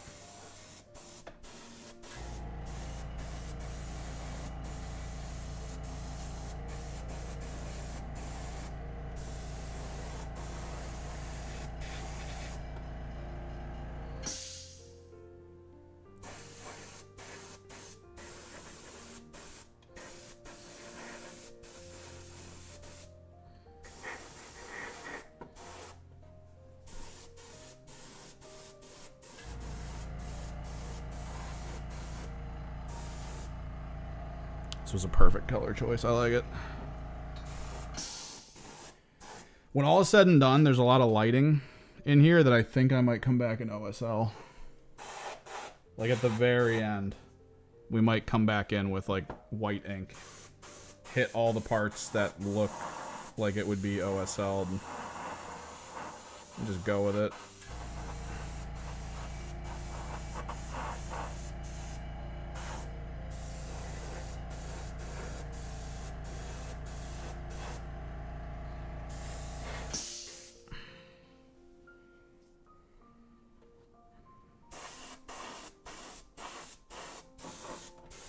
But yeah, you can still see some browns, which is what I wanted.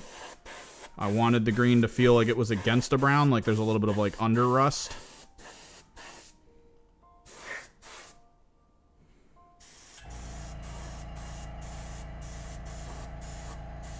It's hugely important. Bigly important.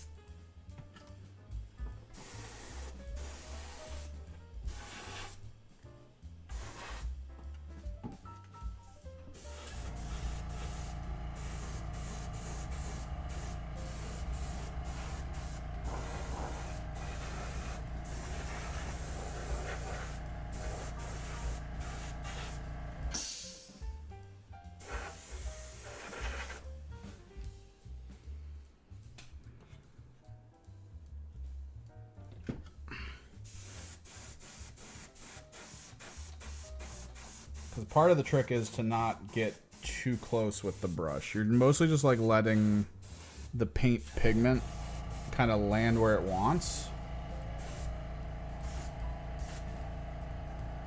And then sort of like gradiate out from there. Right.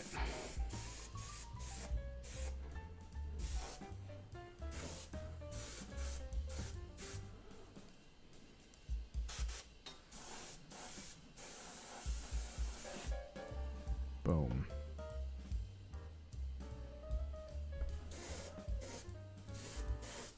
Kind of hit some highlight spots.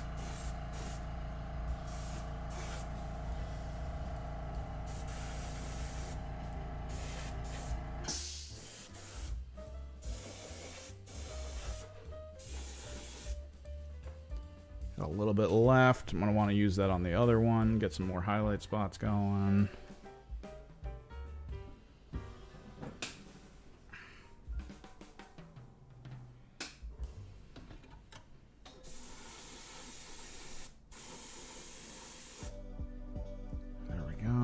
Brighten up the top area a little.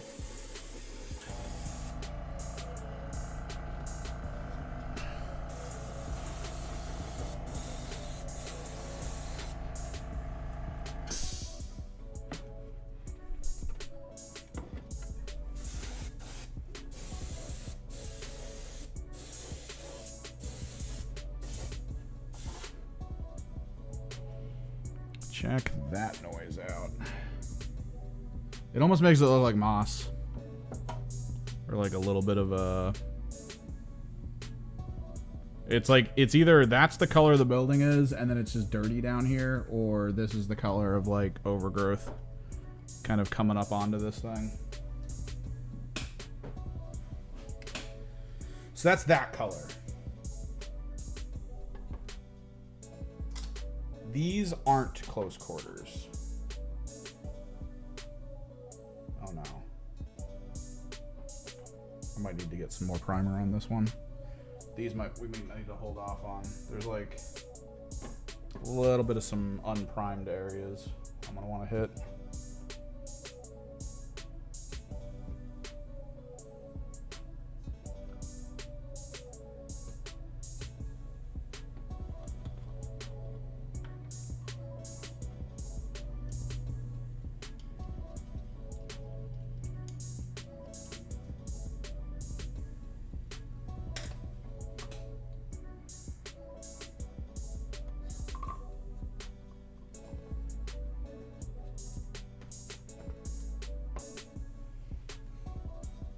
I need to start checking BCP to see if there's any local kill team tournaments going, so I can actually just go to them. I want to really just focus on kill team. I have 40K stuff. There's people local who play in team tournaments for 40K, which is cool. But like, I'm starting to realize I know more about kill team than like most of like any of the functions and like the teams and the rules and how stuff works.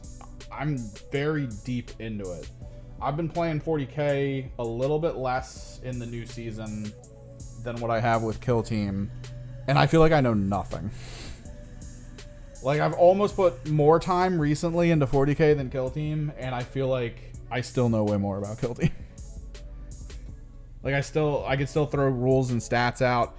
When my friends are like, oh, what's the stats on this gun? I can say it with confidence. I still look up information for my own units in 40K. Where I'm like, oh, I'm not quite sure. Let me double check that gun stat.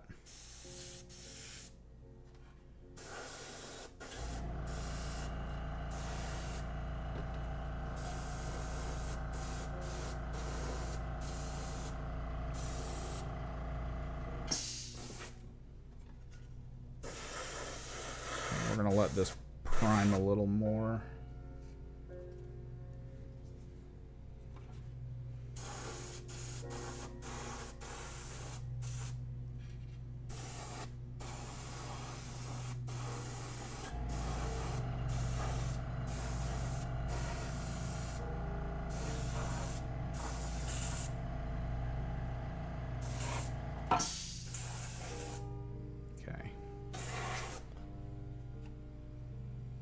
So that'll need to dry a little bit. Which means let's move over to... Let's actually take a look at the book. Because I think I want to do these walls. I'm wondering if these walls are basically the same rule stat as even the larger walls. At which point we can just... I mean, we can do it the same.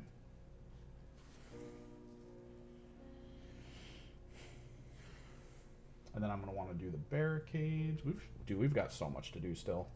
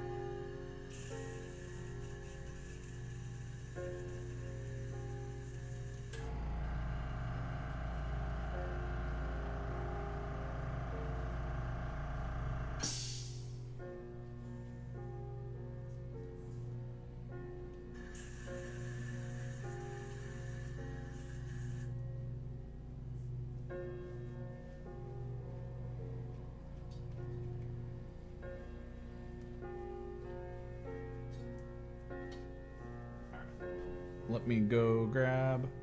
I could probably take this glove off.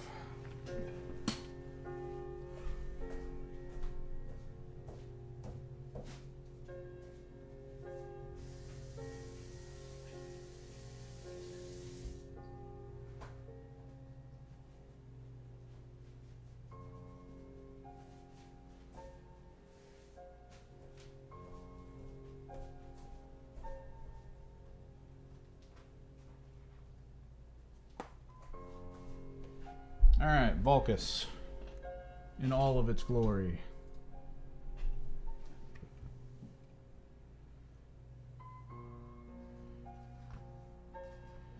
So yeah, those are the stronghold buildings. Those are done. Large ruins, small... Okay, so large ruins, small ruins.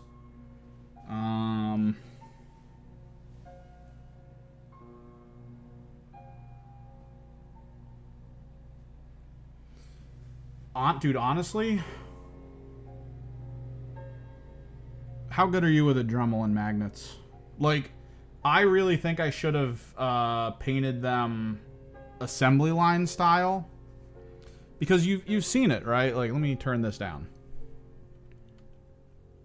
So it's one whole piece, one whole piece. You might want to glue the other half of that thing on because it's a half and half. One whole piece, and then this thing gets jammed in there. Honestly, if you could figure out how to just make it so these magnetize together, you could keep them flat.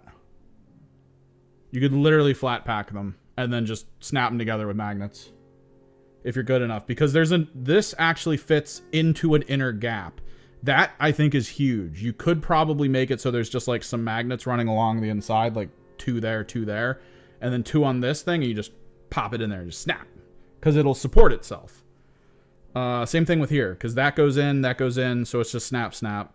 And then again, one whole piece, one whole piece, one whole piece, one whole piece. Which if you had magnets going around the outside, you could just have them all flat and just pop, pop, pop, snap them all together. This, same thing, I believe, in that area.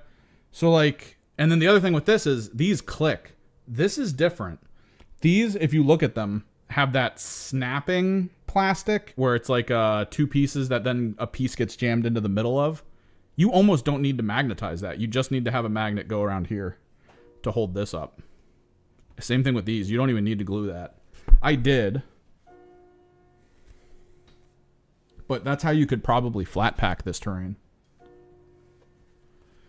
But let me organize. So this is heavy. These are going to be a different color scheme, I think.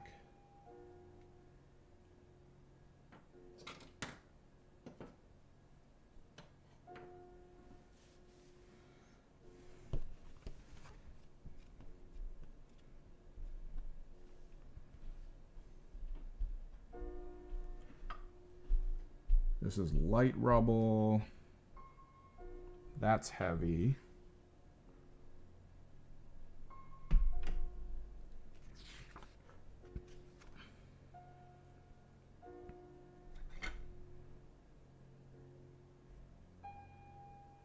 This one's the other heavy.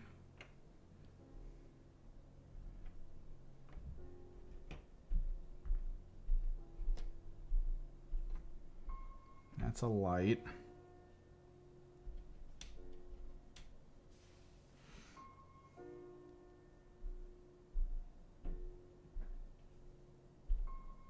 No, it's all one flat wall though, is the trick. Like it's just a flat wall. You just get 4 flat walls total that if you have strong enough, glued in well enough, like E6000 glue super magnets, get like 3 or 4 of them up and down the side and then have them perfectly linked to the ones on the other side.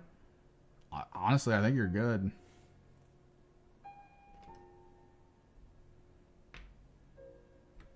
Where's the other light? These are insignificant. This is like flavor, I think. So those need to be painted different. Like this is just whatever. I think this might almost be flavor terrain for the actual characters. Or for the specific team ones. Here's the other light. And I think one more light. If I can find it.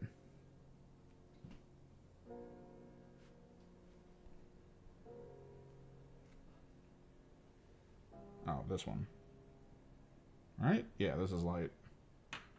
Light rubble, heavy or small ruins, which are just heavy terrain. Large ruins, which have a bunch of rules with them. I'm going to paint those differently, I think. Maybe. No, yeah. Because, okay, small ruins have... You see that little, like, wireframe window? I know it's really dark. I'm sorry. It's that little, like, wireframe window. On the heavy, the big, large ruin pieces, you have different rules for shooting through that than you do on the small ruins. So we'll do small ruins differently. I think the large ruin, I'm going to go with the hull red combo. Small ruins, I kind of want to do...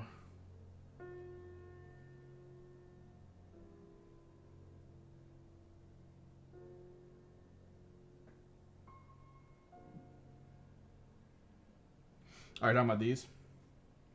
Why would they advantage? Okay. Oh, okay. You know why they advantage? I'm pretty sure... Okay, let me look it up just to make sure I'm not talking out my ass.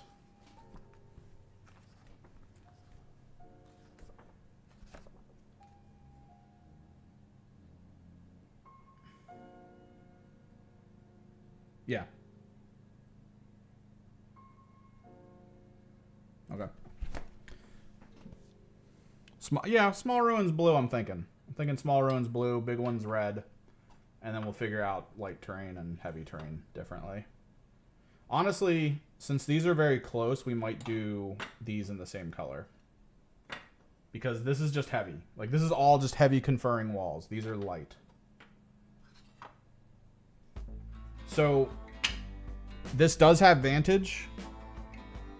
Which means, yes, you can end a turn with a person on it.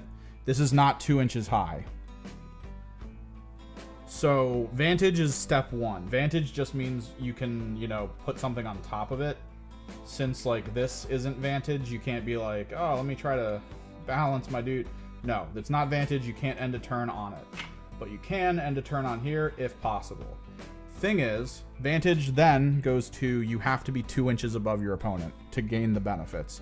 If you're not 2 inches above your opponent, you gain no benefits. So this is Vantage, just not the good kind of Vantage. Well, good depending on how you think about it.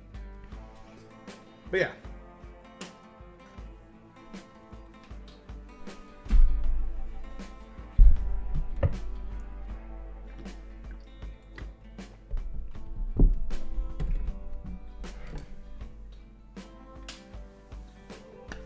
So blue.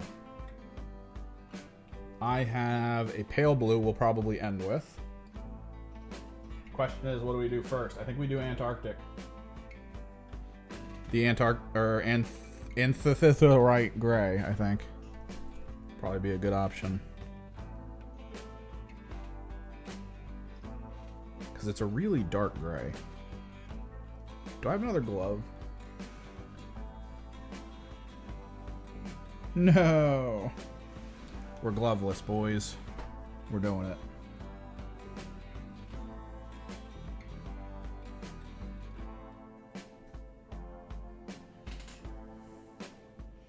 Well, it doesn't have attached heavy terrain, right? Like, if it's sitting inside that, it's not attached to it, unless it says it is.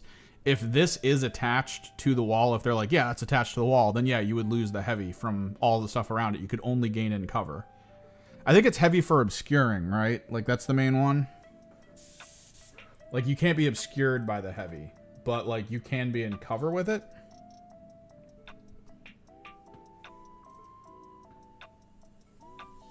Yeah.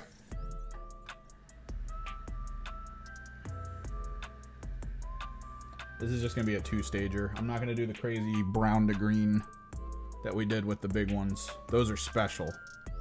I want those to feel better than all the other ones I'm about to put together here.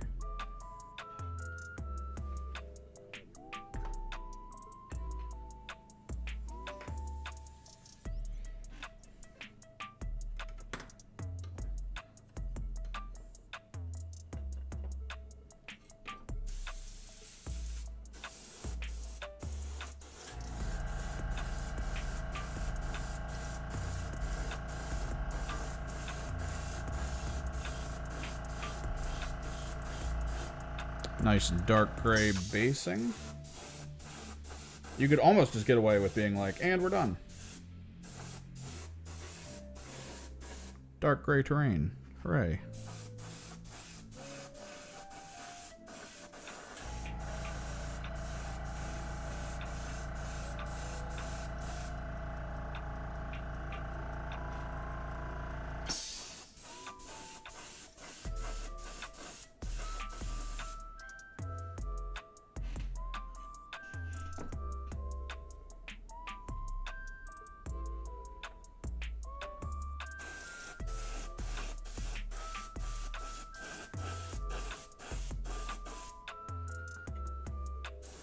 Oop.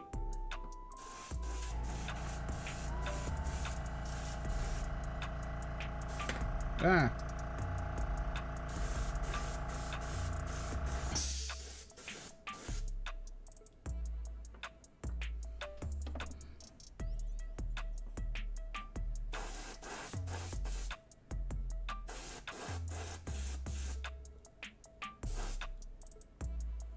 So I have the Vespids put together. I'll try to put together the other team tonight, but I don't think... I'm not like really pressured to play them. Or to paint them, rather. I mean, I could. Just to get them done. Anybody else get the special edition release bases? The hero clicky bases? I don't think they're that good. I think they were not that well designed. Good first attempt. I will give them a good first attempt. But you can barely see the numbers inside. And I don't know. Has anyone tried to pry the little wheel token off of it?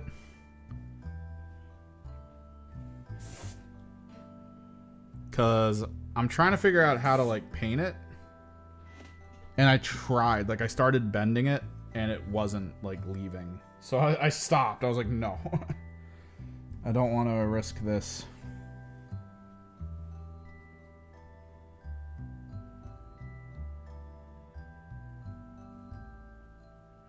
Let me think.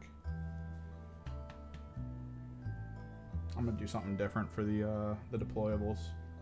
We're good with that, and then we'll just do the pale blue, top down.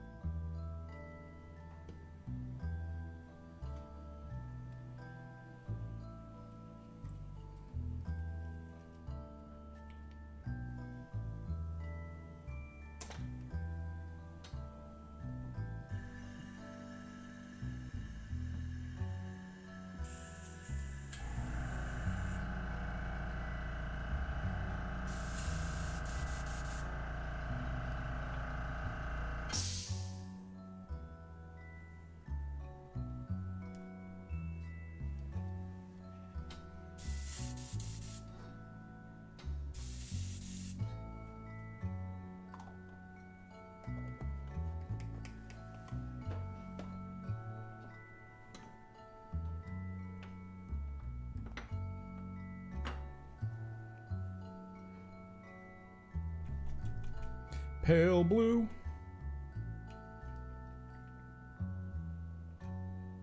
Shouldn't need anywhere near as much for this. Can always add more.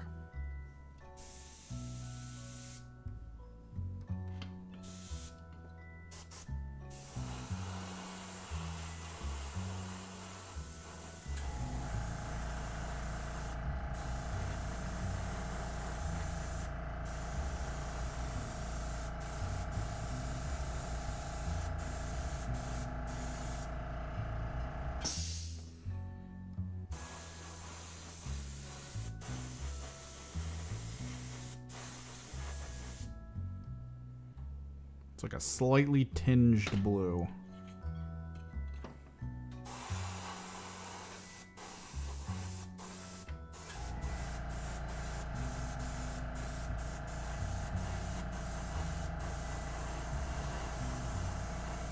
Which is good.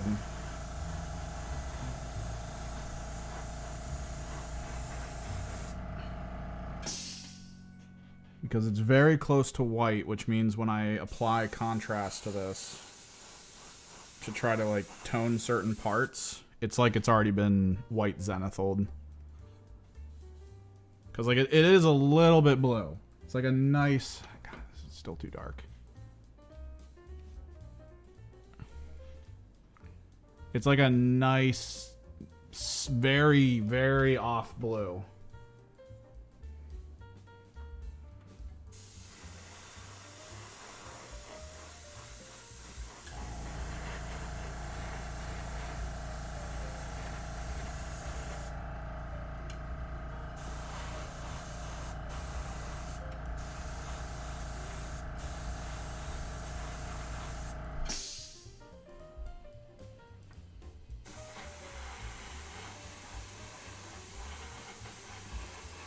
Makes it look nice and frosty.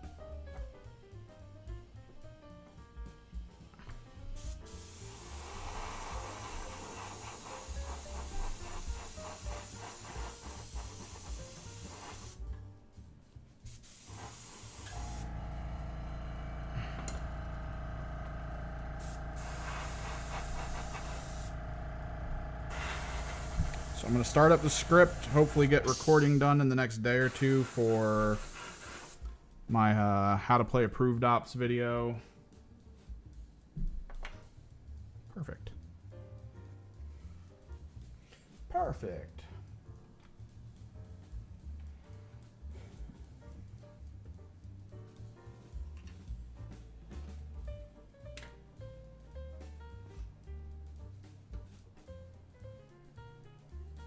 Where did I put the dump cup? Ah. Because I do think that video is needed. I'm going to try to work flowcharts into it, because I know Kill Team started putting flowcharts into it. And flowcharts are super useful. So I'm going to try to work up a flowchart that I can kind of pull from and do in sections to kind of show people, like, at this stage, you can do these things.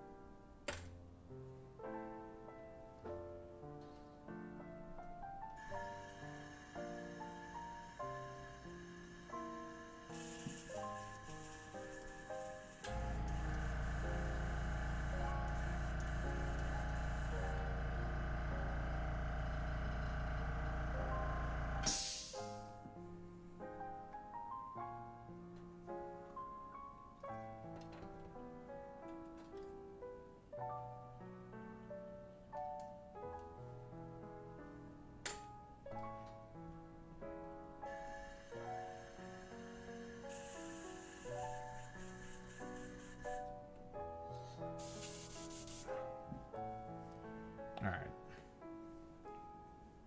Let me take a look, because I really want to get on these. Primer. Looks about dry. Yeah. Let's get to it. I really want to see what this looks like. So, the end game is Hall Red. Dark brown.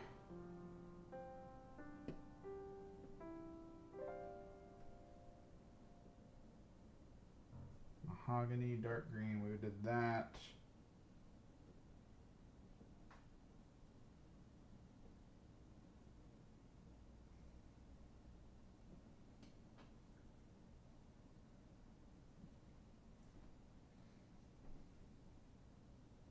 We might just go straight for it with dark brown into Hall Red. Call it a day.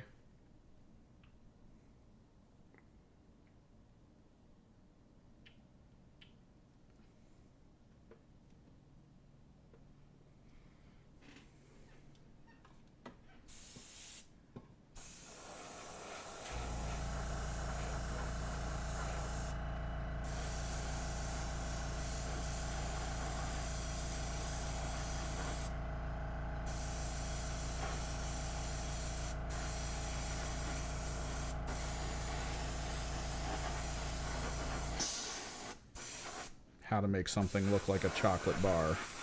Dark brown.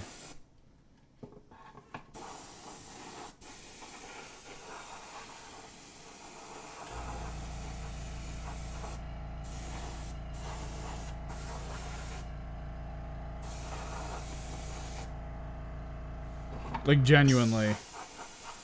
This looks like a dark chocolate. You can snap it off and just eat a piece.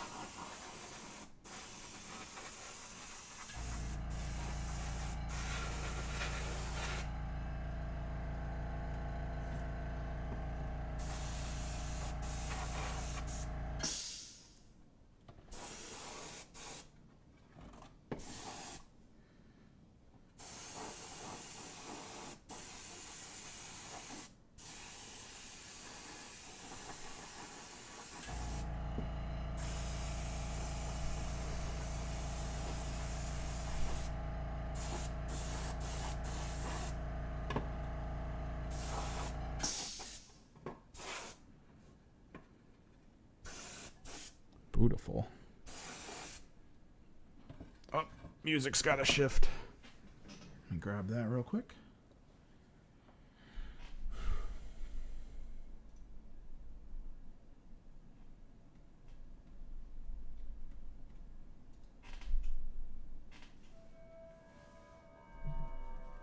Oh, I know this song. No.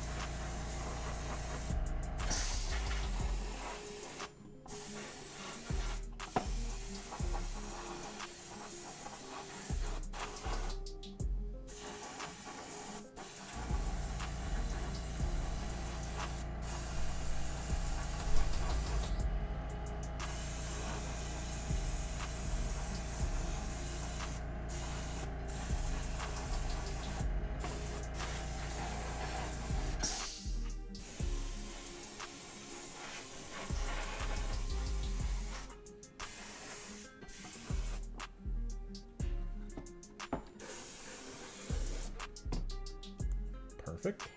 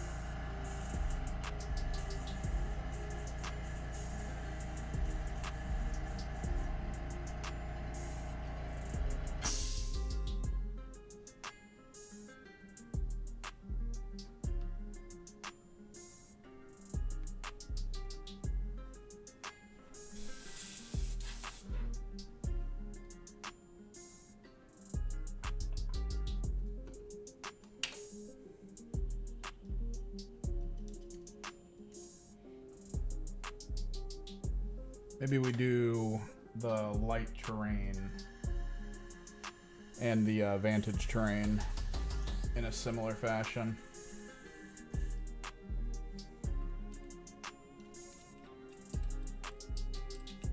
Clear some of that out.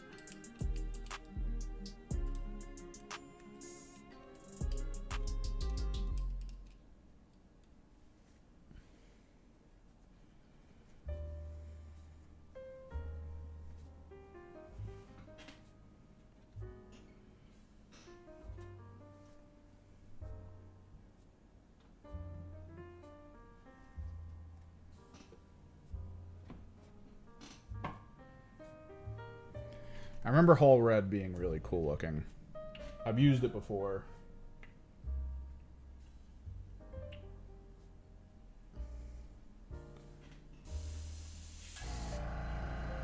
Like, it's a lot brighter than you think at, like, first.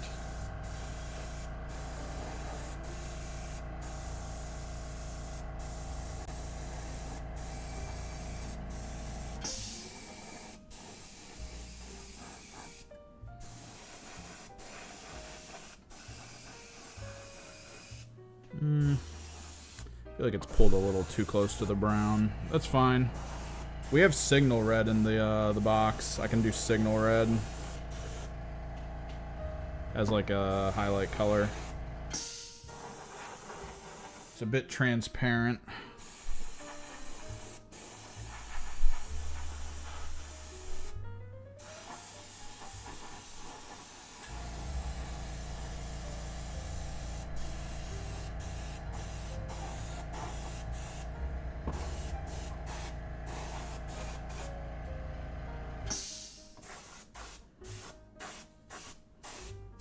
We could leave it because this has got that tinge to it, but maybe I do want to get like a little bit of saturation in there.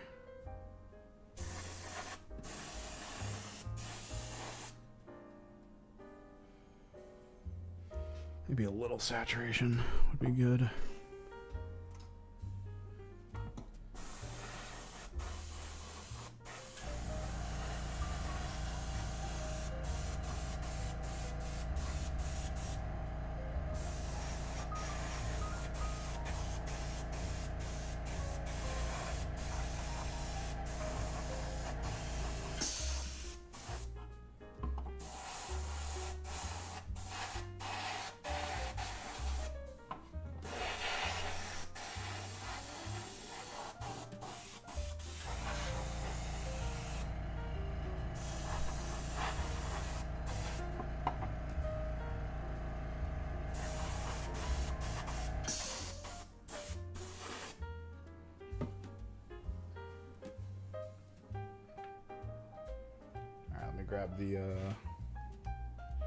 Let me grab signal red out of the container.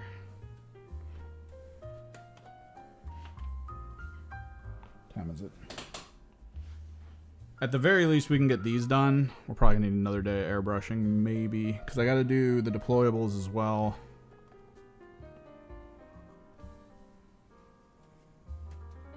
And I don't want this to go late. We could do another day this week of streaming than normal, but I do want to try to get back into video making. You know, I gotta keep the metrics moving. Keep people interested.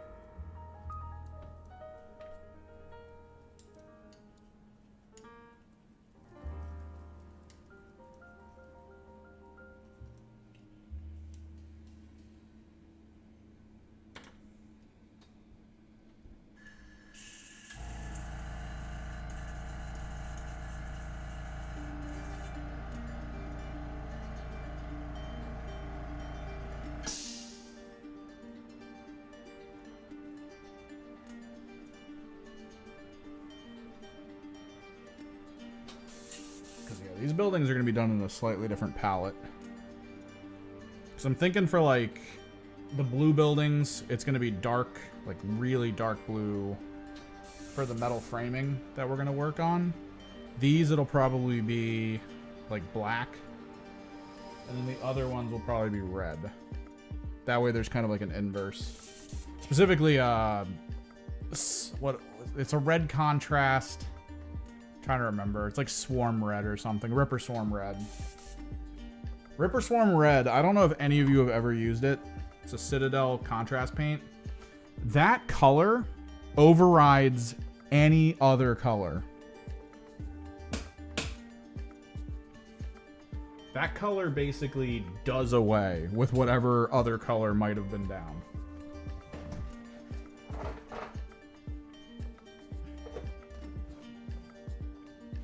Like, it's actually kind of impressive.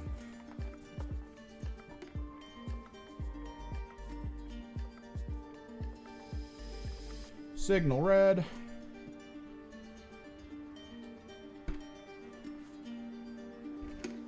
Grab olive green for other stuff.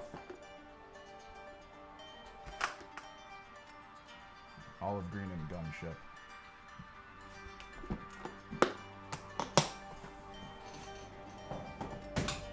So like on the greenhouses, we're gonna do the doors in red, the flooring probably, some of the like large areas of like the storage for fuel.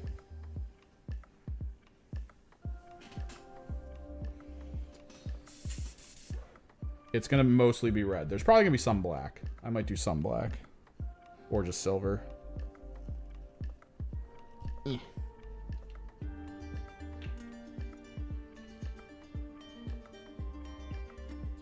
But this should be fairly low opacity. It's just gonna pull this closer to the red that I wanted. I hope.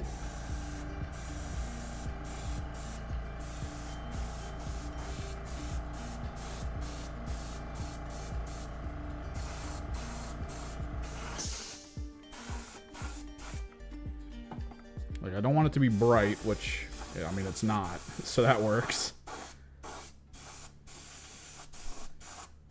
But I did want it to at least be a bit closer to a red tint.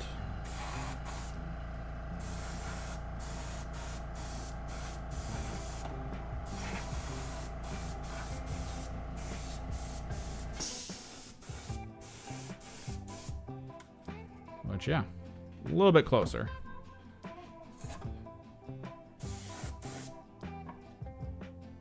Just a little bit.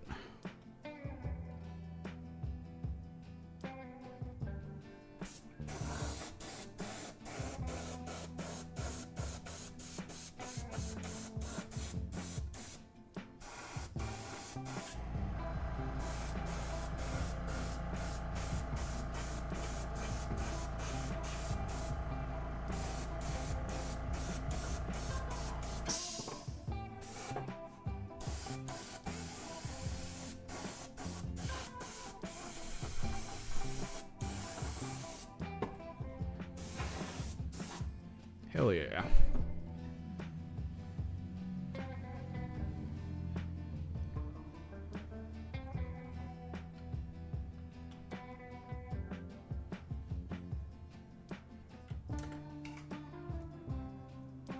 So yeah, real quick before I go, to show off what I'm talking about.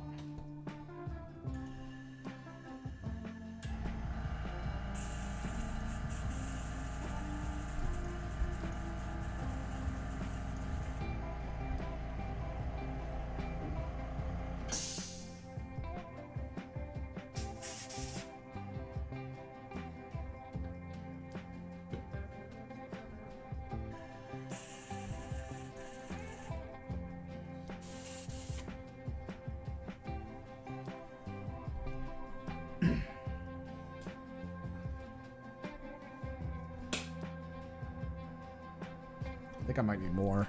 Nah, feels good.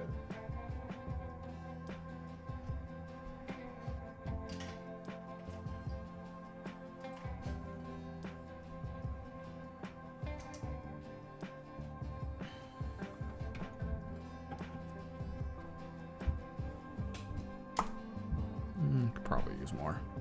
Could always use more. But yeah, Flesh Terror Red. Just fully overrides any and all colors.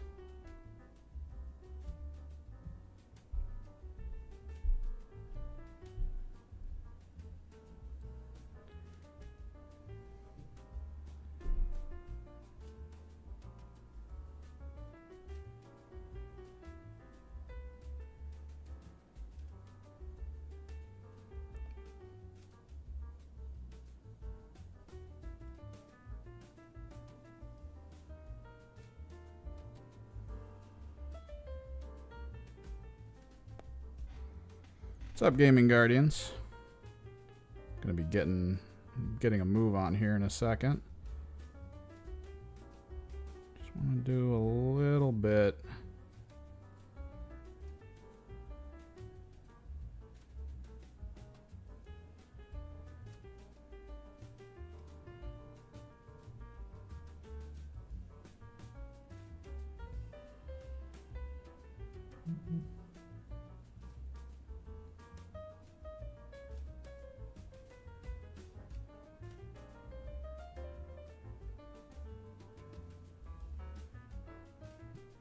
This is actually kind of how I did my Gallo Dark terrain.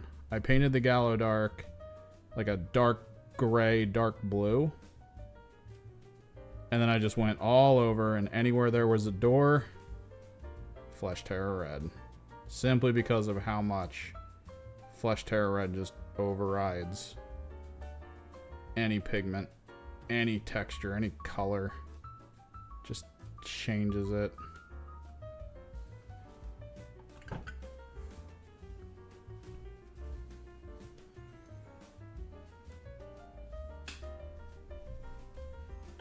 Go for it.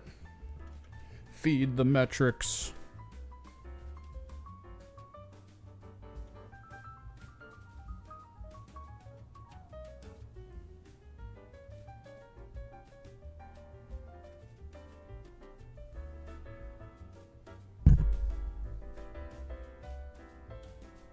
We're gonna get moving here in a second.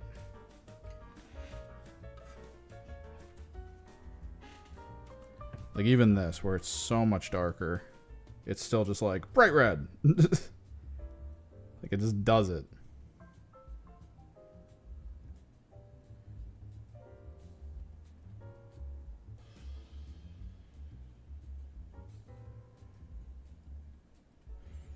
Just hyper saturated.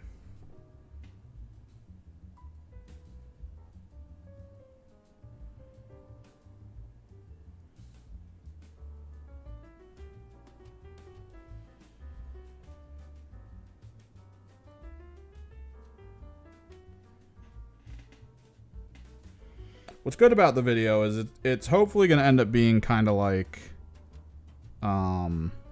what the other How to Kill Team videos I've done are, where like I'll wake up and they're still just going up in views. I might need to go through them and rename their titles. I might need to readjust their titles to like old, or put like a something in there, like a tag.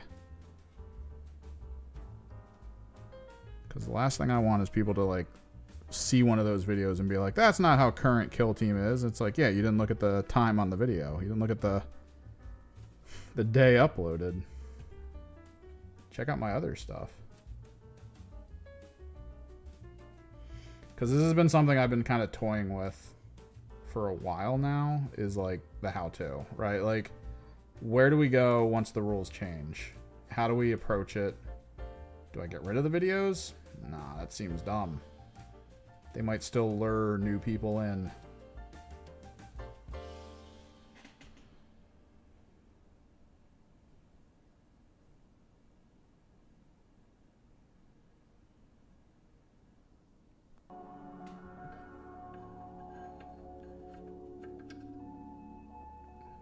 Honestly, we might paint the frame too, if I'm being serious with it.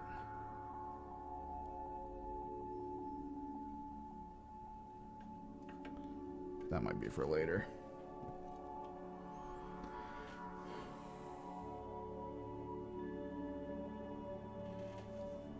I mean, I'd take free stuff. Okay, it always depends. Free stuff always depends. Let me actually see a different color too. I don't have my water with me. I can't really keep going. Free stuff always depends, because if free stuff is connected to, and only say nice things about it, no. But I've seen a lot of the YouTube channels I've seen that have gotten free stuff. They're usually like, hey, I got this free stuff, let's go over it. And then they criticize it. And it's like, okay, if you let me do that, like if you're like, we'll give you free stuff, we're pretty sure we're cool with the product, we've seen that you talk about stuff like this. Like I could have gone, yeah, and the NDAs I'd have to look at. But if I actively, like if they look at this and they're like, all right, he's criticized us in a few ways because we've talked about how it's weird that with the current deployables box, they only give you 2 of these when you need 4. Like it's half. It's for like half a person, or like 1 person and then a little extra. Like it's just weird. I've criticized that a little bit, and if they're like, that's fine. That's fine if he's going to do that. Because for the most part, I don't hone on it. I'm not like Games Workshop is dead because they only gave me 2 light barricades. Like that's not really me. That's not my approach.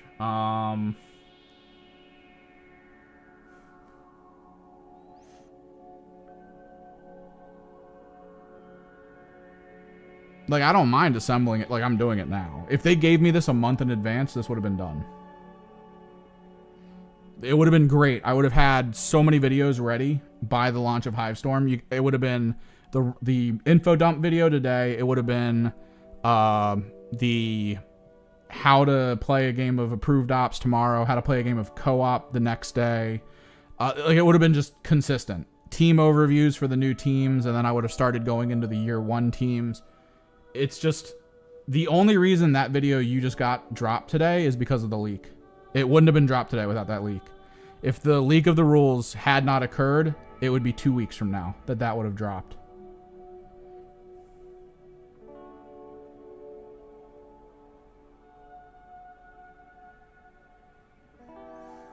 It's up to them.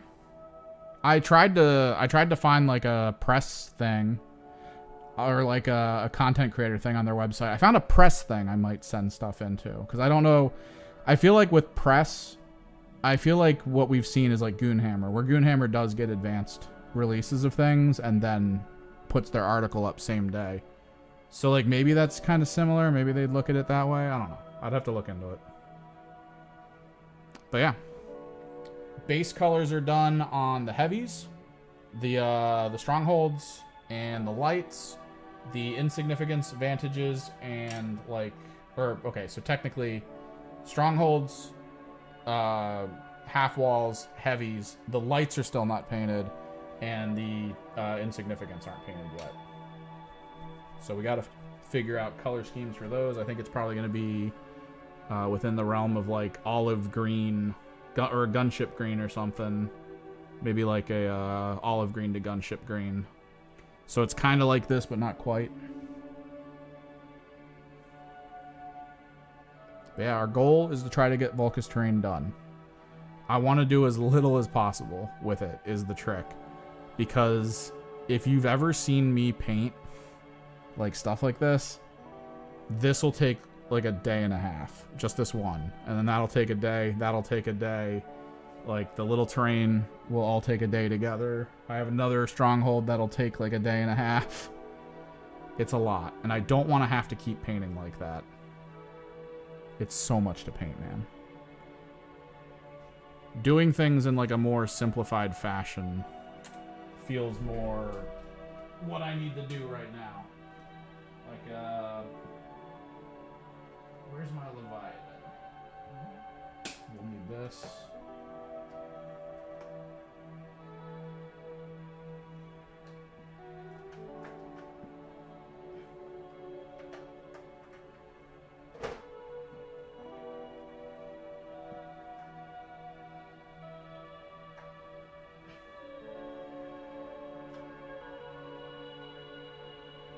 Actually, this could look better.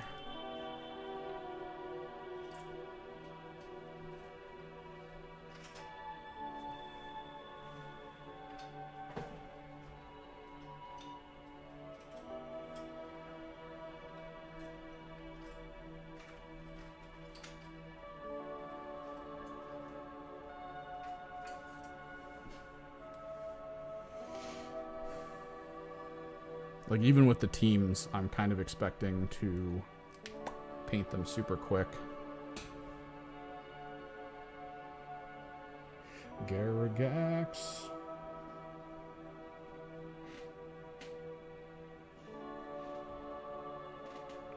Works really well with the green.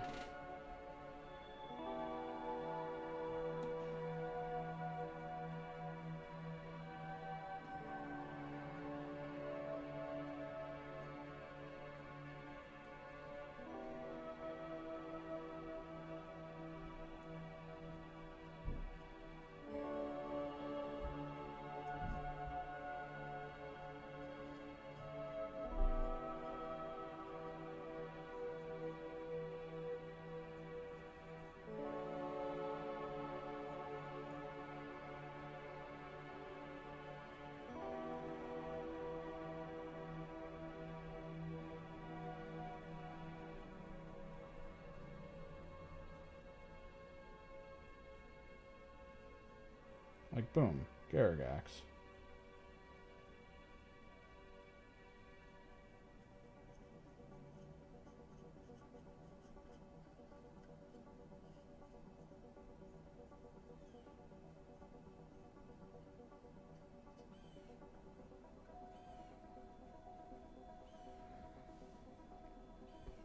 Because we do want the standing surface to be different from the building. Like, that's going to be a key thing. It's all about visual breaks, so I can point to stuff and be like, that's vantage, by the way. And you can clearly, as the player, see that there is a difference in visual aesthetic. You can go, oh yeah, that's cool.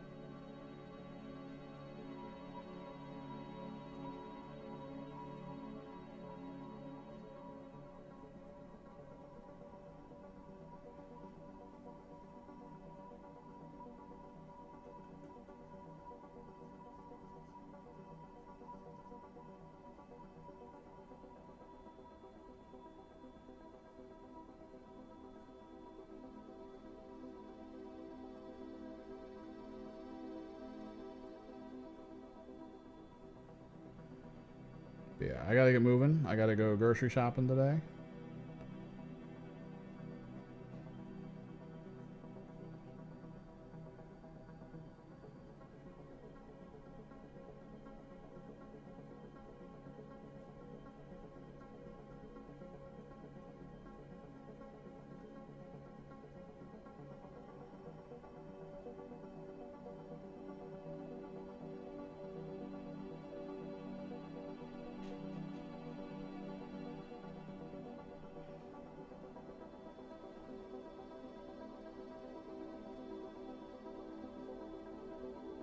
We will continue this later in the week.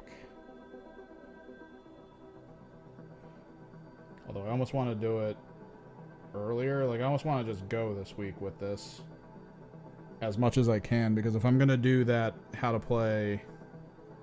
maybe not. Because if I'm just doing how to play approved ops, I don't have to show Vulcus. I can just do open map terrain. Because it's just about the rules.